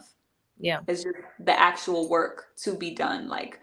And for us, the reason why I really encourage people to join us is because we've done a lot of work around strategy. We've done a lot of work around holistic thinking and analysis in order to create systems, because we're an institution builder. So that's why when I say for people to come in, the instrument is designed to nurture people creating institutions. So it's not to be a part of an institution. It's about a mechanism that actually functions to create institutions in the areas of healing, art, and education. So it's about having those organizational models and structures. It's about knowing what direction to take, how to create sovereignty within that, right? Because sometimes we just go in and we're just like, okay, let's just start creating LLCs, or, it's like, and there may not be some forethought into, what is this for? How do we actually create it in a sovereign way where it can actually be revolutionary? So it's not just about creating institutions, it's about creating revolutionary institutions and building for eternity. Like you said, this generational perspective, looking 1,000 generations ahead. Like, can we have the audacity to now go there? Which means don't just jump right into action. We have to be able to process and strategize before we move into action. Yes, and that's important. That's a very why my website and my Instagram, which is just a off of my business, which is Generational Health Revolution. That's why I call it that, because it's about the next generation and the generations that come after us, right? That is actually on my website. That's what I say, is, I heal for myself, but I'm healing for those that come after me.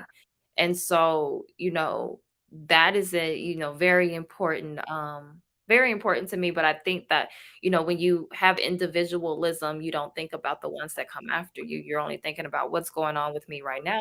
And you might even be thinking about your children, but what about those other generations that come after you? And if you believe in the cycles, right, that we return, you also are going to believe that what am I going to return to, right?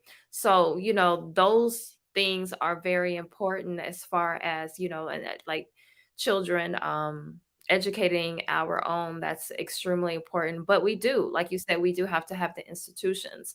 So even with with institutions, right, I think a lot of times we want things to be huge, right? We're trying to help the masses, when we can start with the people, like you said before, the people that are ready now, and the handful of people that are ready.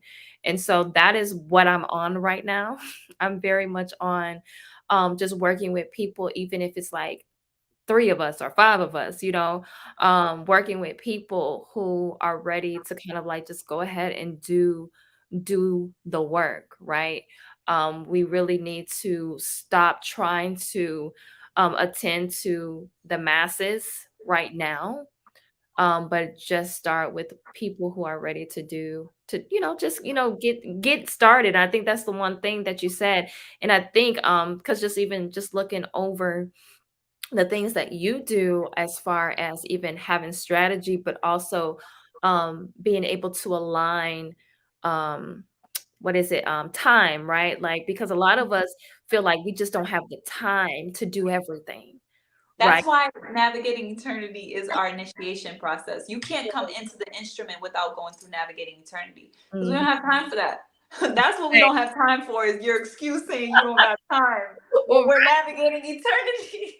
And as someone, aspect of myself is that I am a fitness instructor, right? And so when I'm in my classes, I preach all the time about that. Like, you make time for what you want to make time for, right? And so the thing is, for me, and I'm in just a different phase of my life, right? Different cycle of my life, where I'm going to make time for healing.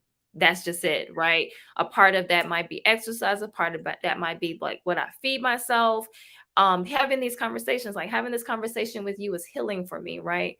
So those are things I'm just going to make time for, having conversations with our children, doing things, like things that need to be done within our family, my relationship, my marriage, all those things. Those are things that are healing for me. So I'm going to make time for those things. And so for me, healing in all different aspects is very important.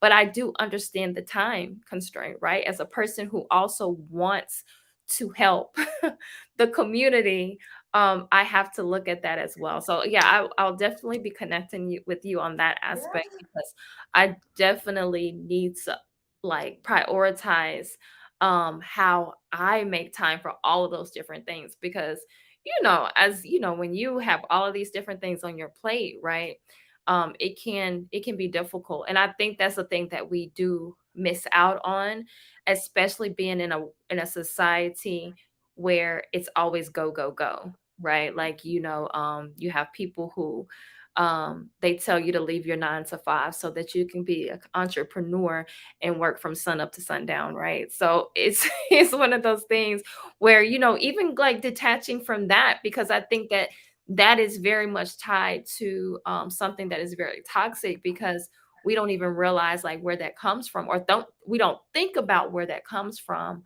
Because some people end up becoming even more just frustrated with becoming entrepreneurs. So, Yeah, what we actually need to be doing is creating a life where we can actually rest. yes. We have to learn how to move at a slower pace, Mm-hmm. because everyone will recognize this the moment that you allow yourself to rest. And I think that some people, it depends on where you are in your journey, because what we're talking about with the healing, Mm-hmm. but sometimes in that stillness, a lot of people get uncomfortable, because that's when all these things come up. Yeah. Which is why a lot of people can't just be alone with themselves. Yeah. Which is why you always have something on, and I've done that before, like even sometimes still, like just the comfort you feel with just like that static Yeah. of having something in the background, right? But it's like then you're not able to be left with your own devices and process your own thoughts and really filtering them and doing that work, which is something we need to be doing on a regular basis. So yes, I think it's very, very important to slow ourselves down. The moment you do it, you do recognize how your perspective on everything shifts. Like for me, I mean, we're all going through transformations. They're like different phases of metamorphosis, but like the phase that I just had after returning back home after going to the divided states, I see very clearly the shift that I've had, which is so interesting to me, because even though I went there, which is more of the rat race, I came back here with less programming that I had before around. I was moving more in my masculine, and now because I'm moving more in my feminine, it's like I'm just allowing things to come to me, and everything is happening more easily. So it is a lot, like, and it's all happening because I'm choosing to rest more instead of being like, oh, I got to do this, I got to do that. And it's just like, okay, what I don't do, like I'm taking my own medicine. what doesn't get done today will get done tomorrow. I'm literally prioritizing my rest, and it's making everything easier because the same things that need to get done are coming to me in a way where I'm getting support for it instead of going out and forcing myself to do it and get it done. Yeah. So yeah, I just wanted to say that because it's like that entrepreneurship and working all day and team no sleep and all of that. Like, Oh, I get the words we passions for the birds. when I die. Yeah, no. And I'm not even gonna disrespect the birds because birds know how to rest. Yeah, I think we learn a lot from animals too. We've been watching the little series with our kids. I forgot what it's called. What's it on? It's on Netflix. What's it called? Like a docuseries? It's a docuseries. Is it called A Planet? No, I can't remember it. Babe, if you can remind me what it's called, let me know what it's called. But yeah, like it was talking about, we have conversations where a lot of people compare themselves to animals, especially when they're trying to prove a point about relationships, right? Or about food. We're animals, so we're supposed to be, And so I always talk about how, you really don't think you couldn't really handle being out there in the wild. But also, when we were watching it, it was talking about how a lot of these animals, they might eat like once a year, so that kill that they get one time of year, when the animals are migrating is very important, Enough. Yeah. right? And it's enough to sustain them, right? And our planet, that's what it's called. And thank you, honey. And so like it reminds me of just how we talk about nature and everything, but we don't really or we talk about the animals and stuff like that, like we're mammals and all of that, but we're really not operating because we're overeating. We're not resting. Like, look at an animal, right? When they get sick, they stop eating. Animals aren't greedy and Right, they they're don't not greedy. indulge. And I they noticed think that. about They lions. don't indulge. Right, lions are really not, they're not fat, like they're lean. And so that's the thing we can actually do. We can learn from nature in understanding that, because as people who think, humans think that we dominate, like we're supposed to dominate the earth, right? We actually could learn a lot from nature, for one, but also animals, because animals do things that we should be doing, which rest is a very important, especially when something is imbalanced within us. When we are imbalanced, or even as women, we go through our cycles, we're not supposed to be gorging out on food and eating a lot of junk when we're going through our cyclical everything in the month. So those are important. I think these are important conversations to also that we need to have offline, right? In helping people understand, because I'm getting into a place where I know that I need to really connect with people on womb health, right? And understanding that, and what that looks like. So all of these I'm conversations. working on that right now. We definitely need to talk about that Yes. offline. There's something I would love for you to be a part of, so we can talk about that as well offline. But yeah, like I just want I'm gonna, for the time, and I know because it's later there where you are than it is here. So I'm gonna let you go. But I really appreciate this conversation, love the conversation. Said some amazing things. I think what you do, the work that you're doing is amazing. I think just what you do as far as just helping people, if that alone, helping people grow their own food and finding how to do that is so important to our community right now. So I just want to give you your flowers on that.